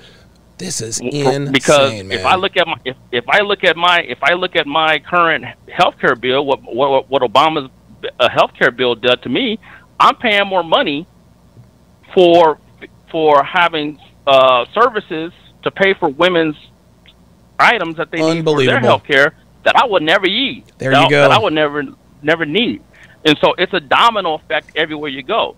So this is not going to terminate the women's ability to not have Nate Robas, but it's going to allow the states finally to address it and say, Mr. and Mrs. Citizen, because your tax dollars are being used to fund this, majority rule. It's always been that way, majority rule. This is why they're upset, because they know without a fact that at least 30 states in this country are going to outlaw it. We already heard from the liberal states, California, New York, of course, Illinois, Colorado. They're going to, but this is one of those things where we just really have to understand that this was a long time coming. But I go back to what Justice Kavanaugh said. Yeah. That political payback was coming. Yep. And it's here. Part of me feels like this was it. Part of me feels that this was it. Let me ask you one last question before I let you go, Greg, just to make sure I'm understanding you correctly. You are telling me here on May 4th, 2022, that a man in the state of California cannot have a vasectomy without his wife present. I am absolutely telling you that. That is unbelievable. The nurse, if you have a healthcare plan, babe, and I work for a major corporation, if you have a healthcare plan and you call the doctor, the nurse is gonna ask you, either does your wife know, or we want you to come in for counseling, or we want you to come in, and so literally, and this is what happened. I'm gonna tell you what I did. Okay. They provided me a form. That my wife needed to sign to approve it. So I knew she didn't want me to do it. So you know what I did? I went to my HR department, got some forms that for changing some benefits or something. Yep. I know she never reads them. I slid the paper between a couple of those pieces of paper, and she Boom. signed them.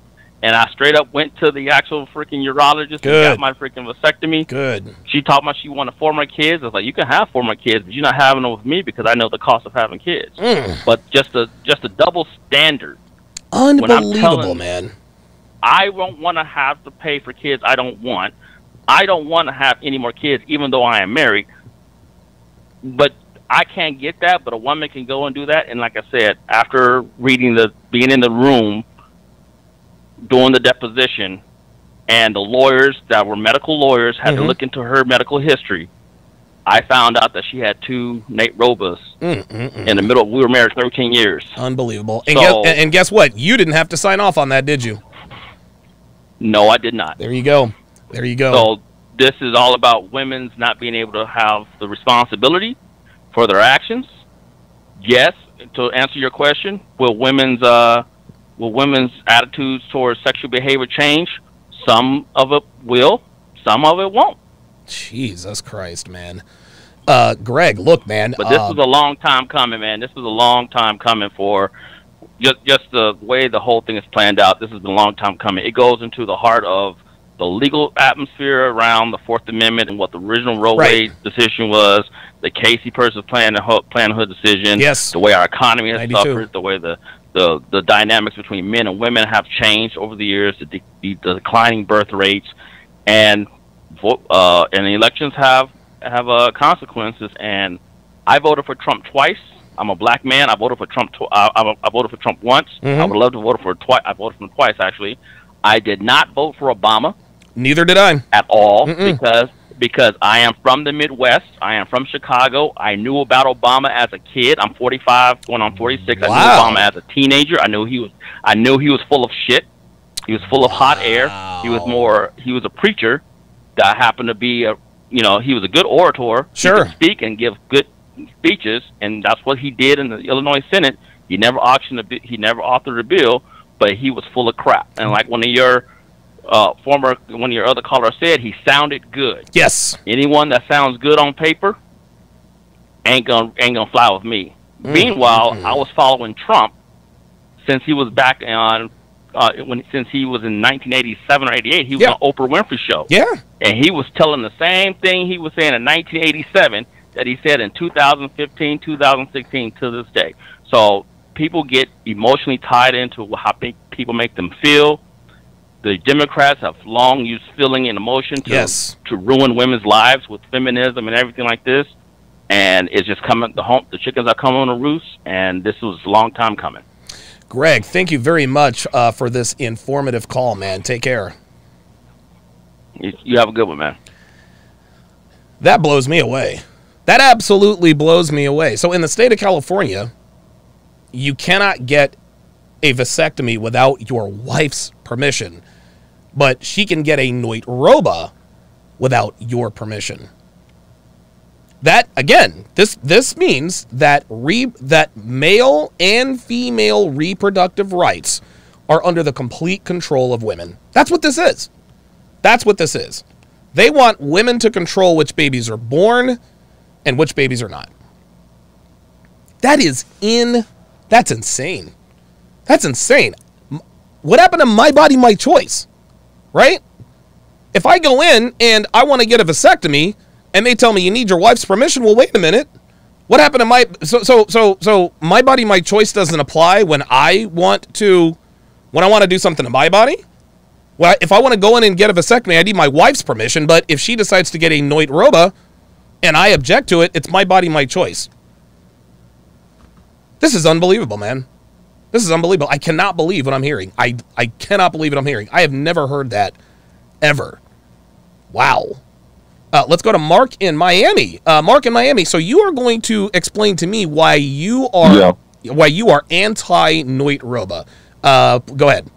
Yeah, because Donovan, hear me now. Because this goes very, very deep and everything. Because what no one knows, and maybe you do, maybe you're not. They made this argument saying that it's a right to privacy issue, and because it's like they go in and assuming that it's very deep, because what happened was it's a feminist utopia.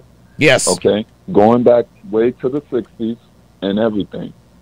And what happened is that hold on. Take your time. My bad. You're right.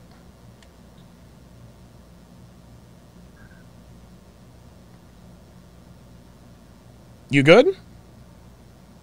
Yeah. I'm good. Okay. I'm good. No, it's like a feminist utopia. Right. And they don't read the elephant in the room, saying that all it comes down to is Planned Parenthood. Yes. Okay? Planned Parenthood is like, they probably be shaking in their knees, because you got to understand, Donovan, they're federally funded. Yes, They're right. federally funded, both privately and publicly. Now, what this do is it's going to dismantle their money train. Okay? This is like the money coming in. So now what happened is that now that this occurred, that it's now the states that's going to decide the states are going to make laws saying that, okay, all Noit-Robas are illegal now. So now that Planned Parenthood cannot operate nationwide. So as soon as this happens, it's going to get smaller and smaller because bottom line is Planned Parenthood is like a monopoly. Yes. They're trying to control the federal dollars. Yep. So now that when this happens, now probably 30 states going to make it all illegal. Planned Parenthood is shaking in their knees and sweating in their pants that they're not going to get federally funded anymore. So this is the elephant in the room, Donovan. Okay. And let us not forget, Donovan, that Planned Parenthood is found by an actual racist named Margaret Sanger. That's right. And guess who did she wanted to abort by the time she started that organization? Unbelievable. Black people. That's right. Black people in general. Okay. Wow. No one wants to talk about this, and everybody wants to forget it, and everybody wants to play dumb and everything. Now that she passed away, everybody's like praising her. Yeah, deifying her. Yes. Yeah. Yeah. And I was like, man, a racist, and nobody was outraged about that, and nobody never talked about it. And so, fast forward to the 60s. They try to like rearrange, change it as a woman's empowerment, and then what it comes down to, Roe, the woman who's involved in the case was she was just a tool. She was just a puppet. Political puppet. Yeah, she was a puppet. But in reality, no one knows this. That she says like, wait a minute, I wanna have the baby, but no, she was like they act as if she was the symbol that she was for this abortion. No, somebody behind her just got to her ears and then say, well, okay, we're gonna push her out and then you know make the case and let the chips fall where they may. Donovan, and this was the thing was this to say that it was a right to privacy was a fallacy. That wasn't the case. It was a womanist playbook to say, well, I'm empowered. I want to get rid of my baby like it's a casual thing. Donna, let me ask you a question. Do you remember? I think it was a couple of years ago that when you got ladies one woman was on the microphone and said, "Shout your abortion!" Oh my God! Yes, I remember like, that. Whoa. Yeah. Oh my. Yeah. Whoa. And that's what it comes down to. So now, bottom line is, and I'm gonna leave with this, Donovan. Okay. All it comes down to, the federal funding is gonna end. It's gonna come to a point that Planned Parenthood is gonna file for bankruptcy. Maybe not, but who knows? But let's say this is a good start coming, though. Thank you, Donovan. Mark, hey, thanks for the call. Listen, man, Mark in Miami made a lot of good points. The one main point is that, the reason why Planned Parenthood fights so hard for this is because if Noit Robas become the choice of the state, then Planned Parenthood they're going to be bankrupt. If they can't get federal funding, then they're going to be bankrupt. And let's face it, there are people who are a part of Planned Parenthood who rely on the federal government to pay the bills. Unbelievable. Wow. Thanks for the call, Mark in Miami. Clark in Nashville. You're on live with Donovan. What are your thoughts on what are your thoughts on the situation, man? Okay, thanks for taking my call. Of course. I'll see you in 2 weeks in Miami, man. Very nice. In good. Was it the Brickell district? Yes, the Brickell district. You better believe it. A few thoughts. Number one, the leak is true, and it was probably leaked by somebody on the left. Oh, okay. And you've seen who was it? Probably somebody on the right. Maybe Ted Cruz calling for an investigation, and this was a criminal act, blah, blah, blah. Right. BS.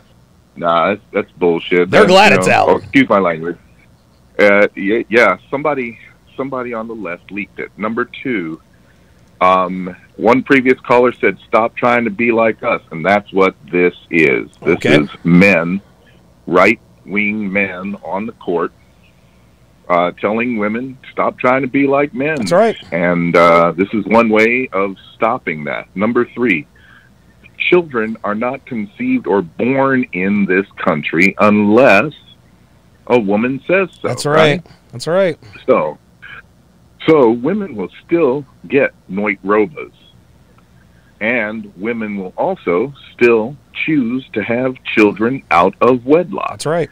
So it's not going to make much of a difference to men, particularly men in the upper 20, 10, 5% of earning figures who can, talk their taking care of talk their girlfriends into going off to another state where abortion is legal. And I'll put you up for a couple of weeks and come back. That'll be that. Not pregnant, okay? So it's your opinion so it's your opinion, just real quick before you go on. So it's your opinion that the potential overturning of Roe v. Wade, you don't think it's going to have it's not going to have an effect on women's overt promiscuity? Not at all. Okay. Not at all. Okay. Nor they're selectively having children when it suits them. Right. It's not going to change anything. We're far too far down that road. Yeah. For that to change things. This is not going to turn into the what's it called, the Handmaid's Tale. No. That's not going to happen. No. Now factor in soon men's reliable oral contraceptives. Okay. Yes.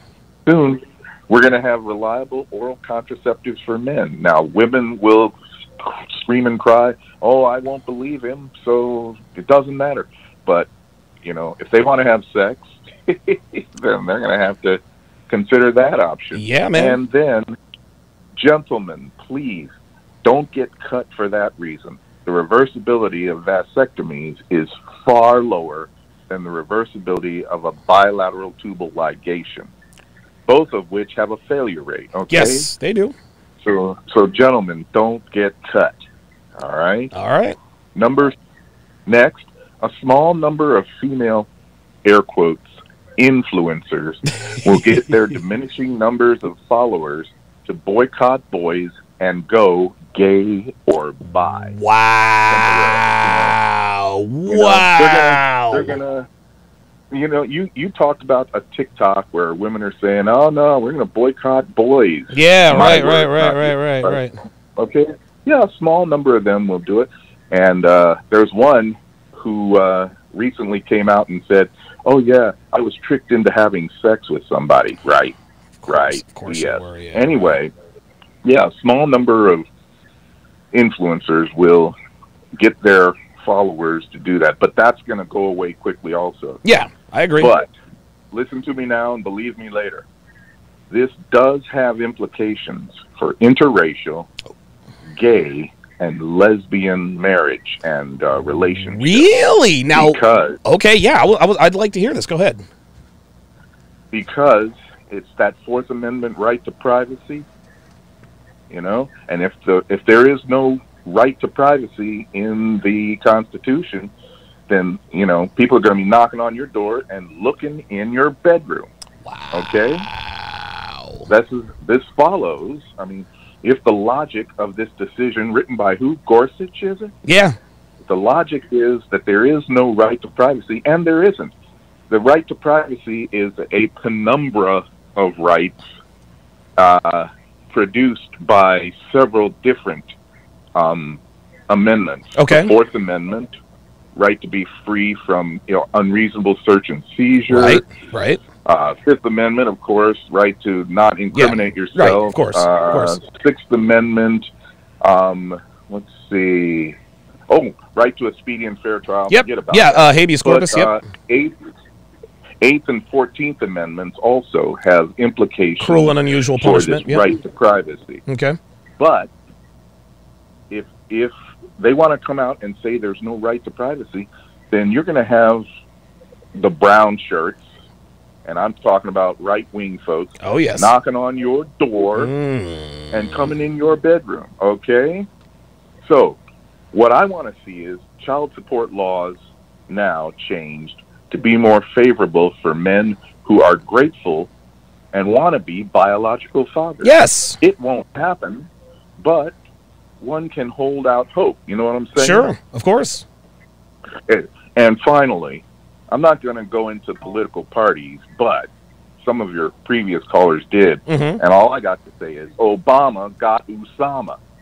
Obama saved the economy in 2008, 2009.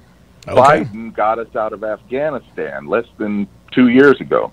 And Biden killed the COVID outbreak. And so all of these things are real. We just have a short memory as a political electorate. And I have concerns for men, but in general, it's not going to be a dramatic change for the lives of men in this country. Okay. That's all I got. Listen, Clark in Nashville, thank you very much for bringing the knowledge, man. I greatly appreciate it. Yes, sir. Absolutely. Have a good evening, and we'll see you in Miami. Yeah, I'll see you in a couple weeks, man. Clark in Nashville, bring it, dude. Bring in the strong opinion. I like that. I like it very, very much. Let's go to C-Dub, also in Nashville. We've got back-to-back Nashville callers. Actually, C-Dub, hold tight for a second. I need to read one very important super chat. Geeky Anomaly with the $5 super chat says, I remember that interview. Oprah said Trump was intelligent and asked him if he would ever run for president. That is exactly right. Then Geeky Anomaly said, I'm calling it now. Within 100 years, we will have a single man tax and legally enforced arranged marriages. Man, I'm trying to tell you, man. Dude, here's the thing, Geeky Anomaly. It's already here. The single man tax is already here. I'm a single man. I'm a single man. I'm a high-earning single man with no children. Dude, I get my ass handed to me every single year in taxes because I am reproductively responsible. I'm not tied to the government legally as far as a marriage is concerned, and I don't have any children. The only way they can extrapolate resources out of guys like us is to tax us on the back end. So, listen, you might have already done like a past-future prognostication. Okay, now let's go to C-Dub in Nashville. C-Dub. C-Dub in Nashville, what's on your mind? Hey, Donovan. Great show today. Good to talk to you. Thanks, man. Wanted to chime in. You know, as you may know, I'm a lawyer myself, and since this has to do with some legal stuff, I'm gonna try and stay as much on the legal and as far from the political because I care way less about that. Fair enough. But then one insight about the leak itself that I find interesting, which is also legal. So, first things first. If this draft decision goes forward as written, which it looks like it may, but let's just say it does, other callers are correct in that it does not and will not, quote, outlaw Noit Robas. That's never been on the table.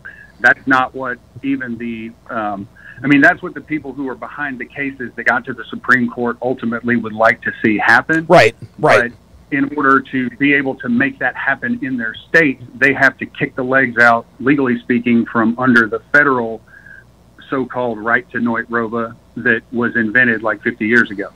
And so that's what this is about. But if that actually happens, you're going to have about 30 states where Noit Robas are not legal and 20 where they're legal. The reason that so many people have heartburn about that is because this country was set up, you know, with the states being the closest representatives of the people. So there's going to be a lot more accountability where people have to stand and be called to account by people who are close enough to, you know, vote them out of office, let's say. Yeah. Because it's expensive as hell to put somebody into federal office or get them out. But it's way less expensive to, you know, get rid of a state legislator that you don't like. There you go. If this goes back to the states, then there's a much bigger chance that state-by-state campaigns to succeed on this issue, if Noit Roba outlawing nationwide is an ultimate goal, then that's how you do it. Okay, so that makes sense. That's the concern from the Noit Roba lobby there. Okay. Second off, let's go to the leak thing, because I find this fascinating. So it was no doubt leaked, this draft was. Yes. But Chief Justice Roberts made an interesting decision because he said, oh, it's so egregious and I'm going to get to the bottom of it. But guess who he tasked with the investigation? The Marshal of the Supreme Court, okay?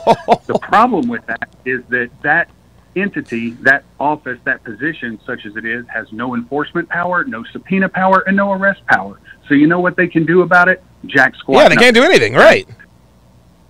And it was done that way by design because that's how he wanted it. He wanted to be able to say he's doing something, but not really have to do something. Because if he had called in the FBI, all of a sudden the stakes go way up. Because if you lie to the marshal of the Supreme Court, you know what happens to you? Nothing. Nothing, right. If you lie to the FBI, they hand out dime pieces in federal pound me in the backside prison like people hand out Pez if you lie to the FBI. That's right. So that's why it didn't go there. And then last things last, biggest picture, the reason that the folks, frankly, on both sides of the aisle, such that there are people like that, are so terrified of this is a bigger societal and even a generational picture. Because think about this, Donovan. Okay. No one has told the feminists, the Noit Roba lobby, or any of their ilk no for at least 50 or 60 years. No one. Nobody. Yeah, you're right.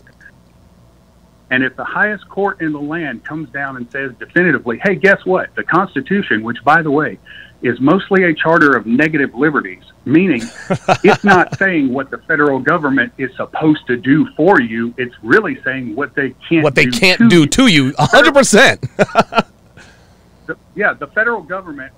90 seconds. There were 3 crimes in the federal code: piracy, treason, counterfeiting. That's it. There are thousands of those laws now. What I'm saying is the federal government has engaged in hella mission creep over these centuries. And so the big concern is that enough people might actually wake up and say, hey, if the federal government had no business in the Noit Roba issue in the first place and never did, what else are they mucking around in and messing up that they don't need to be involved in? And how might we get them out of there? That's what they don't want. That's what they don't want, because they don't I don't think they, even if they did know the answer to the question, to that particular question, they damn sure don't want the answer getting out. I'll tell you that much. Oh, no, absolutely not. And so that's the that's the bigger concern. Okay. As far as the other political stuff and, what it's going to mean for men and women, I think the answers to those things will shake themselves out, but I think it's probably going to be in 20 years before we see any statistically measurable results of that. And I think we can ignore most preaching Herod and feminist idiots on Twitter and the blue checkerati, honestly. So that's my take. See, now the Nashville, I like that, the blue checkerati. Thanks for calling in, man. I appreciate the insight. 10 seconds. Thank you. Have a good one. Absolutely. Guys, don't drop off. If you are in the queue, you will get on the show.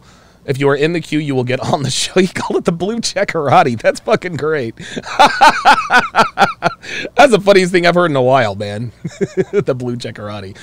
Aaron in Brooklyn. So you've got comments about how silly this is, and you've got an OBGYN story. What you got for me, man? Hey, Donovan, how are you? I'm doing good. How about yourself? Excellent. Thank you. Thanks for taking my call. Of course. Yeah, I think my opinion is this. I myself am in the medical field.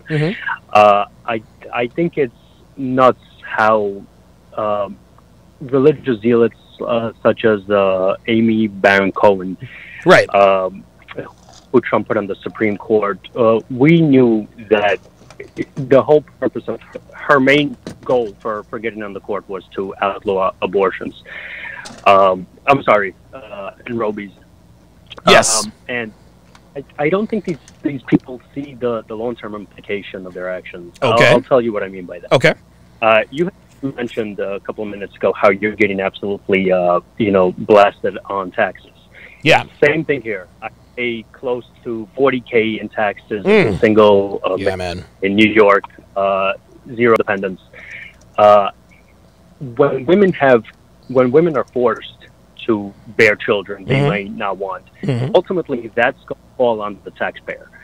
And I think if you look at it largely, it's a collective tucking, if you will, because most taxes are generated by men. Most tax revenue are generated by men. And when men are going to be forced to pay for the offspring of other men because women have no option now to delete said offspring, I don't see how that's fair at all. I think a compromise could be made, but the conservatives, which I'm generally conservative socially, fiscally, but on this issue, I think they're just so far gone that they won't hear any compromise at all. One compromise I can think of is why not outlaw this procedure after 20 weeks? 20 weeks is the point at which it's generally accepted that viability occurs. Okay. Which means that the fetus would be able to survive outside of the mother. Right. If this is going on at 4 weeks, 5 weeks, 6, 9, whatever, those clump of cells, they would not survive outside of the mother's body anyway.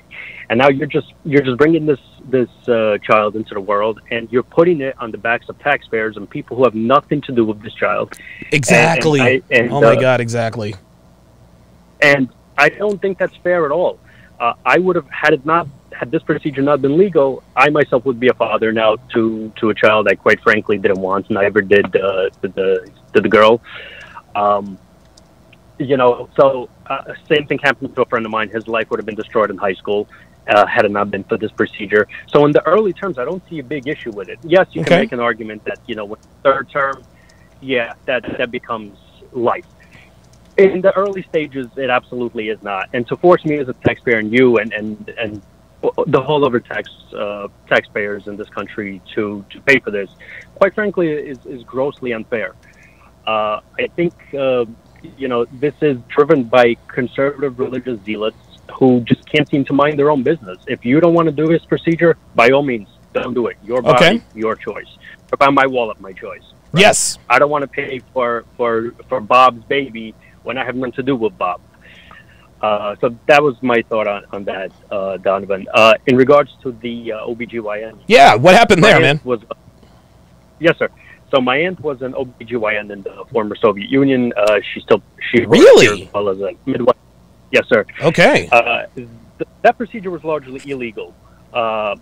She would tell me how women would come to her and other providers, pay them under the table, and basically it was done with very rudimentary anesthesia and a coat hanger, a metal coat hanger. So, you're putting people's lives at risk. It's still going to take place, and it just becomes far more dangerous to do.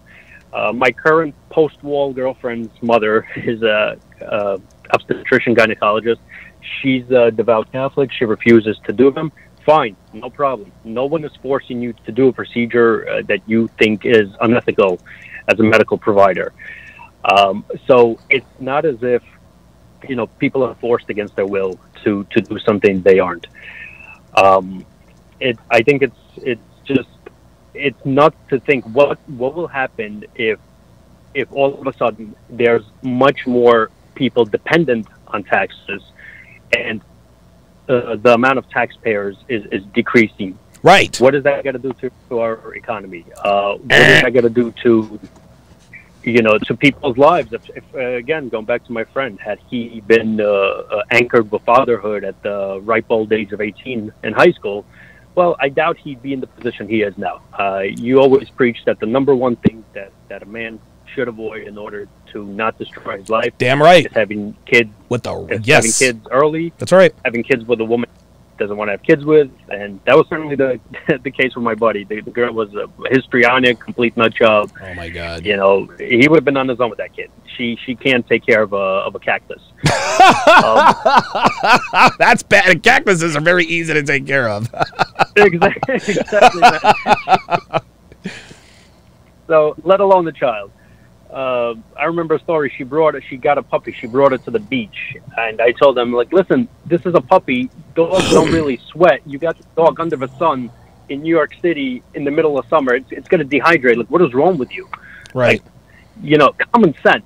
So it's if people don't want to have kids, by all means, but forcing them and then in turn transferring that responsibility onto the taxpayer is absolutely nonsensical.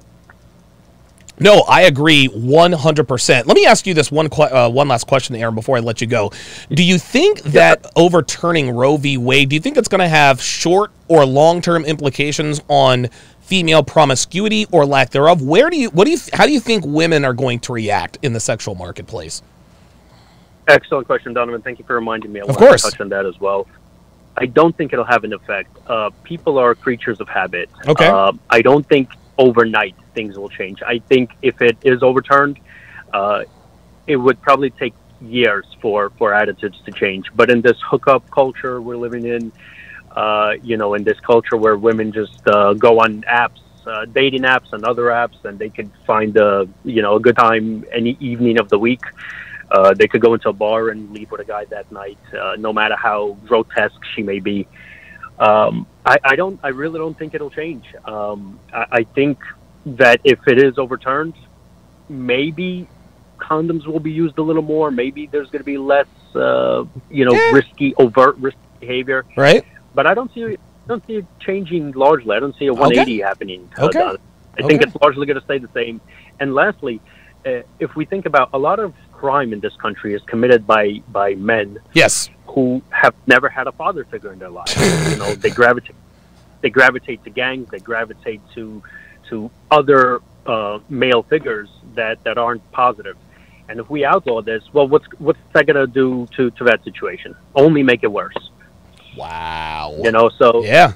So I think societally it'll be quite poor of an outcome. Okay. Again, I'm all for compromise. Let's cut it off at 20 weeks or whatever. Yeah. But outright make it illegal is pretty nutty to me. And I wish these religious fanatics would just mind their own business, apply their religious beliefs in their own lives, and leave the rest of us alone. Okay. All right. Very good. Aaron in Brooklyn, thanks for the call. Yeah. So Aaron came from the other side. He thinks that, hey, listen, man, don't be in people's business. I disagree with him on that fundamentally, but this is why these conversations have to happen. Angel in California, I'm coming to you next, followed by Lamar in Arkansas. Let's see here. Chris M with the $20 super chat says, shout out to all the callers calling in. Great show, Donovan. Yeah, this is incredible. I'm surprised it's actually still live on the air. JC, $5, asks a very good question. He says, if and when Roe v. Wade gets overturned, what is your advice to single, childless men achieving excellence moving forward? Don't change anything. Don't change anything. My message is going to stay the same. Whether Roe v. Wade gets overturned or not, protect your seed, make money, make muscles, and learn game. And by learn game, what we mean when we say learn game is just a placeholder for understanding the way the sexual marketplace really is and acting accordingly. That's all that is all game is. You have to understand who women really are, not what we're told they are. You have to understand who women and what women really are based on our observations, okay, and acting accordingly. And if you want to know how to act accordingly, you subscribe to guys like myself, Myron Gaines, Kevin Samuels, Coach EO, etc., etc. Good question, though. Kevin C., $5, says, great callers. Okay, let us go to Angel in California. Angel in California, you are in favor of Roe v. Wade being overturned. Is that correct? Yes, I am. Okay. I say that because I think that because you're asking that question towards the end, do you think that's going to change women's behavior? Mm-hmm. It may not change overnight, mm-hmm. but I think slowly yet surely it will, and I believe there may be a culture shift, and Really? I think things would get a little bit better. Yes. Okay. Eventually, then they'll be forced to raise their daughters Mm-hmm. to have better morals. We'll probably see a lot less, quote unquote, bastard kids Mm-hmm. running around here. I just think on a moral stance, things will get a lot better. We'll just see more people that are more family oriented, not this hookup culture crap and all this drama and craziness that we have going on. I think that's going to force people to get themselves together, to act right. See, Angel, I agree with you. Society. Mm-hmm. Yeah, I agree with you, Angel. And I agree. See, here's the thing. We always say everything works in theory, right? And so if they make Noit Robas illegal or much more difficult to attain or achieve or get, then women are naturally going to be more sexual discriminate. And for better or worse, they're not going to be sleeping around as much for whatever reason, whether they just want to avoid getting pregnant and avoid having babies. I agree with that 100%. However, what a lot of people who disagree with me, and we've heard people say right here on the phone lines, they don't think it's going to change women's behavior. I agree with you totally that it's not going to change overnight. But I think if this thing gets overturned and it stays that way, it is. I think I really, maybe I'm just being optimistic, but I really do believe that it will change the behavior of women. Now, all of a sudden, the top 10, 15% of guys aren't going to be smashing all the girls because all the girls are going to be sexually discriminate. So is that what you're thinking that's probably going to happen as well? Yep, it will, because at this point, they'll be, like I say, they'll pretty much be forced to choose right. And not just out here willy-nilly with anyone and not having anybody's baby. Because even though women have the right to have abortions, that's not stopping these women from having babies with the wrong guy. That's right. And then we have, the future criminals, the little future thoughts. That's not stopping anything. I'm tired of people saying, well, if they take away abortion, we will have all these kids in the system. We already have children in the system. We already have the quote-unquote bastard kids that nobody wants to raise. We already have these problems. So clearly and obviously, abortion is not the answer. It's not. I say take it away, and I would take it a step further and say take away child support too. Take away anything that these women can just latch on to the point where they can continue with their bad behavior. There you go. People will get their act right, period. Angel in California, I appreciate the call. Force them, yes. Listen, she's right. I think I agree with Angel. If you take away the tools that facilitate promiscuous behavior, there's going to be less promiscuous behavior. Because again, before Roba and hormonal birth control were around, women didn't have a choice. They had to be sexually discriminate. They had to wait until marriage to have children, because if they had sex, there was a chance of pregnancy. If they have sex, they could get pregnant. But when you add hormonal birth control, which not only that prevents pregnancy, so now that encourages women to go out and have sex with random men, unprotected sex with random men, then the last resort on the back end is the Robas. Sweet, listen, ladies, listen, if you want to, what this comes down to is this is just like Angel said, this is forcing women to alter their behavior. This is forcing women to alter their behavior. If you don't want an unwanted pregnancy, you have one of two choices. You can either take birth control, which has shown to be 99.9% effective, or you can stop having sex. And because we know that women are not going to stop having sex, hormonal birth control is the answer. But that's been the answer for the last 50 plus years, but they still want Robas to be on the table? It just doesn't make any sense. It doesn't make any sense. Women have every conceivable advantage to propagate their irresponsible behavior. Yet the termination of an innocent human life, that's something they want to keep around. Just doesn't make any sense, man. I think it's cruel. Lamar in Arkansas. So you have an answer for my short-term dating market effects if Roe v. Wade is overturned. What you got for me? Yeah, hey Donovan, how you doing? Doing good, man. How about yourself? Not too bad, not too bad. I'm going to try and be as concise as I can. Okay. So I don't think that it will change overnight, not immediately. Okay. Because there are two things that women could still fall back on if the Robas, were done away with, and that's pinning the baby on the best possible candidate they can. Ooh, wow. Or the government. Okay. So, and this is just a thought experiment I have. I am more than aware that this will likely never happen. But one thing is mandatory paternity tests for every single child that's born. And number two would be the government does not assist you. If you have a child out of wedlock, you are on your own. Right. Yeah, there you go. There you go. That's the way it was back in the day, Lamar. If you had a child out of wedlock, you were essentially ostracized from the community. You want to know what that did? That prevented out of wedlock pregnancies from happening. See, this is the thing. pregnancy is a natural, it is a natural, I don't want to say deterrent, but pregnancy, or the risk of pregnancy, like it's a bad thing. Pregnancy is a natural deterrent for women to be discriminate. Lionesses out in the jungle, they don't just go around having sex with every lion they see. No, they want to have sex with the alpha males, because the alpha males, they're the biggest, they're the strongest, they have the most resources, they have the most pull. But women now, they can have sex with anybody, regardless of whether he's a proven high-value alpha male or not. And what it comes down to is the reason why they're less responsible is because they don't have to be responsible. Yep, and Donovan, it is scary. And I've talked to people, you know, in forums and YouTube comment sections. It is scary how many people seem surprised that sex leads to making babies. Yes, right. It would shock you, the number of people who act surprised. And another, also, I'm going to try, again, I'm going to be brief. Okay. I want to bring up two, I guess, counter arguments for the, some of the pro-choice callers.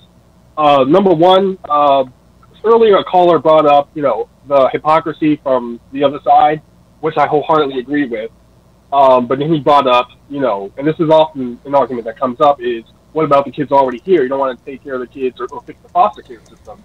Right. My response is this. For organizations or labs or hospitals that work on cancer, do you get upset with them if they're not working on diabetes? Wow. I mean, it's like yeah, it's like you're supposed to be using, like the Hippocratic Oath says, do no harm. How in the world is performing a Noit Roba not doing harm? To me, any doctor that performs a Noit Roba is in direct violation of the Hippocratic Oath. Right, exactly. And another argument is, earlier a caller mentioned, you know, people who are like pro-life being religious zealots. Yeah. Which is insane, because earlier you said you lean toward agnostic or atheist. Yeah. And I know other people who are pro-life that will, that subscribe to that belief, and they'll tell you people who get abortions, Noit Robas, are selfish and irresponsible. I agree. To say that they're all religious zealots is somewhat laughable. But yeah, to me to me the religious zealots argument, that's the religious zealots argument, to me that doesn't hold water, because I think that most people these days who are pro-life, they really do hide the fact that they are religious zealots. So we don't really know if the religious zealots are behind this whole pro-life thing. But I think that most people who are pro-life understand a human's basic right to life and human decency. Again, this is killing people before they are born. In what universe is killing people before they are born the right thing to do in any situation? Dude, if you're a Democrat, Republican, if you're a Catholic, and I just don't understand how that could be the right thing to do in anybody's eyes. If you're a human being, you would have a problem with people being killed before they're born. So yeah, the whole religious zealots thing, to me, that is sort of an antiquated argument. But listen, if that's the argument you wanted to use, then that's fine. Yeah, and just the last thing I'll add, and then I'm done. Is just this particular topic. It's close to home. I listen to your show every day. Thank you. I just want to say that, and it's something I look forward to during, you know. So I love what you're doing, but thank you, man. This hits kind of home for me because I have a friend. He and his wife are actually trying to get pregnant, and it's for whatever very hard. And she, my buddy's wife, just can't seem to understand how someone who wants to have a baby, it's so hard for them. But then there are people who get pregnant by accident. Unbelievable, and man. Try and get rid of it. It is. I'll tell you what, man. It is one of the. That to me, and thanks for the call, Lamar. That to me, that is one of the. That's one of the sickest jokes that Mother Nature has played on mankind. It's like people. It's like, dude, like people. There are people out here. There are couples who want more than anything to have just one child, just one. They try year after year after year. They can't conceive. They try in vitro, IVF. They try all kinds of other crazy procedures, and it takes so long. But then, just like the caller was saying, you got bitches out here who get pregnant just on accident. They have a one-night stand. Boom, they're pregnant. Dude, there are women. Dude, oh my God. My aunt, she was a slore. I think she has like 19 kids. 19 kids. Doesn't have custody of any of them. She was rebellious and all this other kind of stuff. But yeah, it's just one of those deals where the cruel reality stares us right in the face. The people who have the most babies don't want them, and the people who can't have babies and the people who want babies can't have them. It's one of those deals. Ben Barrera with another $5 super chat says, it would be awesome if overturning Roe v. Wade was a game changer. Eventually, we can only hope. Yeah, I agree. Sub-Zero, $10 super chat. Hold on. Sub-Zero. Finish him. The reason I play that is because Sub-Zero is my favorite character in Mortal Kombat. Sub-Zero was my dude. He's that nigga. Says Tennessee has a bill being decided right now that would prevent unmarried men from having to pay child support for children that are not biologically theirs. The pendulum is starting to swing. And the fact that they have to decide on this bill, the fact that they have to decide on a bill that makes men who are not the biological father of a child not to pay child support,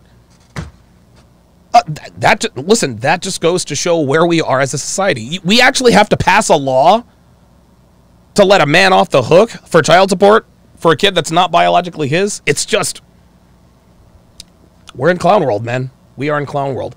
Let's go to James in California. James in California, you've got a legal realization about Noit Roba to share with me. What you got for me, man? Yeah, thank you, Donovan, for taking my call. Of course. So I was looking into the pro-life movement about how they're saying that Noit Robas are murder. Yes. So I was looking as to what kind of murder that is, and I came across something very interesting in California law that I thought I should share. So I'm not a lawyer, but I'm reading directly from a law firm's website. Okay. And it says, quote, Penal Code 187A is California's murder statute, defines murder as the unlawful killing of a human being or fetus with malice aforethought. So first I thought, that the whole unlawful killing of a fetus, but it's okay for Noit Robas. That's very interesting. Okay, yeah, right. The other thing, so then they define unlawful killing as a homicide. A homicide is killing another person, whether lawful or unlawful. Therefore, it includes murder, manslaughter, justifiable killings, malice aforethought. California homicide law defines malice as the mental state constituting malice aforethought does not presuppose or require any ill will, or hatred of the particular victim. When a defendant with wanton disregard for human life does an act that involves a high degree of probability that will result in death, right, he or she acts with malice aforethought. Okay. Both malice and both first and second degree murder require malice. Malice may be express or implied. Okay. Express malice means intending to kill the victim. Malice is implied when the killing resulted from an intentional act. So I think what you're trying to say, James, is that Noit Roba qualifies. It qualifies as murder. That's what it sounds like you're saying to me. Yeah, I'm thinking it qualifies as first degree murder. Yep. And the other thing I found very interesting was capital murder, which is punishable with life imprisonment or death penalty. One of the special circumstances is killing for financial gain. So does that mean every woman that does a Noit Roba, is she selling it for financial gain because she's getting money for her career and advancement and everything? Dude, I'm gonna tell you what. If you were the right kind of lawyer, you could make a case for that. You could make a case for that because, again, the reason why women have Noit Robas is because of the inconvenience. It's inconvenient to their lives. I don't want to ruin my body, etc., etc. But that's really what this is. And it sounds to me like you're making a really, to me, you made a pretty, listen, nothing is definitive, but you have really, really made a good case for this potentially, for potentially first-degree murder. Noit Robas could really qualify as first-degree murder because it appears to meet all of the elements of said law. I got to move on to other callers, James, because we've got to do our breakdown here pretty soon, and I don't want to run out of time. Let's go to Lavelle in Dallas. Lavelle in Dallas, you're on with Donovan, and what do you got? What's going on, Donovan? How you doing? Not too much, brother. How you doing? Doing good, doing good. You know, first of all, congratulations with the CME. The second one won't be able to attend, but I'm working to get that live stream access. Absolutely, yeah. Listen, stay tuned for that. Stay tuned for that. We have a huge special for the virtual tickets. But what do you got? Well, I mean, just this whole topic is interesting. Yeah. And hearing the callers, it really did kind of change my mind on a few things. Well, ultimately, I'm not really pro-life or pro-choice. Like me personally, I'm pro-accountability. Okay. And it's just really interesting with all this. I believe the politicians are putting this out there to stir the pot and get us distracted, just be a social experiment. Because, like, you know how they did, we're going to give $850 to these women in Atlanta, or, we're going to give $1,000 a month to these women in New York. Yeah. You know? So it's really, really interesting. And then also with that, with what some of the previous callers said, Planned Parenthood was funded about $500 million via the government, but yet they made $1 billion that year. So if this goes through, basically Planned Parenthood is gone. But then I think the government's going to come back and be like, yeah, well, by the way, if women want this option, here's another alternative. You know, you see what I'm saying? Yeah. What would the other alternative be, though? Well, the government would probably then start regulating and issuing, you know, abortions as well. Or Noit Robas. Because I don't, or my bad. It's all right. Noit Robas. Because I don't think, I mean, regardless if they ban them or not, people are going to go to where Noit Robas are legal. That's right. I mean, that's exactly right. Real here. Yeah. Let's just be real. And I mean, I don't want to get too controversial, take up too much time. I do think it's a form of population control. Okay. And like I said, I mean, they're saying, oh, well, you know, if we can't have the Noit Robas, then we're going to be selective with who we have sex with. Good. Please do. Yes. Right. That's what it's supposed to be. And it's so funny, man. And thanks for the call, Lavelle. That's what it's supposed to be, man. It is supposed to be like that because, of course, you're supposed to be sexually discriminate. That's how that is. Thank you for using Blog Talk Radio. Goodbye. Okay, wow. Looks like we ran out of time. I do apologize to anyone who was waiting. We've been on the air for almost 3 hours. We have at least another hour and a half to go. What with the triple header breakdown. I guess to put a bow on this, man, like I said, you guys all made very, very good points. Thank you guys very, very much, all of you callers. Like I said, man, the bottom line is this, man, is that whether this to me crosses all political lines, it crosses all party lines, it crosses all religious. I don't think any of it has anything to do with anything. To me, as far as I'm concerned, the reason why Noit Roba is wrong is because we're killing people before they're born. There is nobody in their right mind who is not some sort of narcissistic psychopath who would actually say, yeah, you know what? I think I'm going to endorse killing people before they're born. I really don't. Quick announcement before we do our dating show breakdown. Congratulations to our first CME free virtual ticket contest. Congratulations to Marco. Congratulations to Marco. He is our first winner. He is our very first winner for the free CME virtual ticket. we're going to be giving out, how many are we going to give out? I think we're going to give out a total of 3 virtual tickets. So Marco is the first of 3 virtual ticket winners. Marco, Devin should have already reached out to you about collecting or winning. So now you have free access, free virtual access to the entire Conference of Masculine Excellence. So congratulations to Marco. Guys, if you want to enter the contest, go to masculineexcellence.com/win. masculineexcellence.com/win. Plug in your very best email, and we will be selecting at least 2 more virtual ticket winners. Virtual tickets we're actually going to be packaging the virtual ticket with a bunch of huge bonuses this weekend. We're going to do a one-time weekend blowout sale where you are going to get a lot of extra stuff that comes with the CME virtual ticket, which might include Womanese. It might include the entire Womanese catalog. The entire Womanese catalog. So just keep an eye out on that. So congratulations to Marco. So what we are going to do now, guys, listen, fantastic show.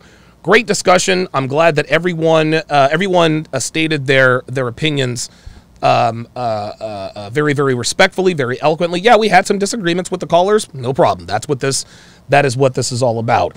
Thank you guys very, very much for tuning in tonight. If you want to get in on the double header, if you want to get in on the triple header, rather, right after this stream, guys, I will be breaking down The Ultimatum, Temptation Island, and 90 Day Fiancé. That's right, The Ultimatum, Temptation Island, and 90 Day Fiancé. I'm going to give you guys an hour. I'm going to give you guys 1 hour of bonus material every day. 1 hour of bonus material every single day. Well, every weekday. So if you want to watch, if you want to watch for free, live, download the Sharpe Stream app.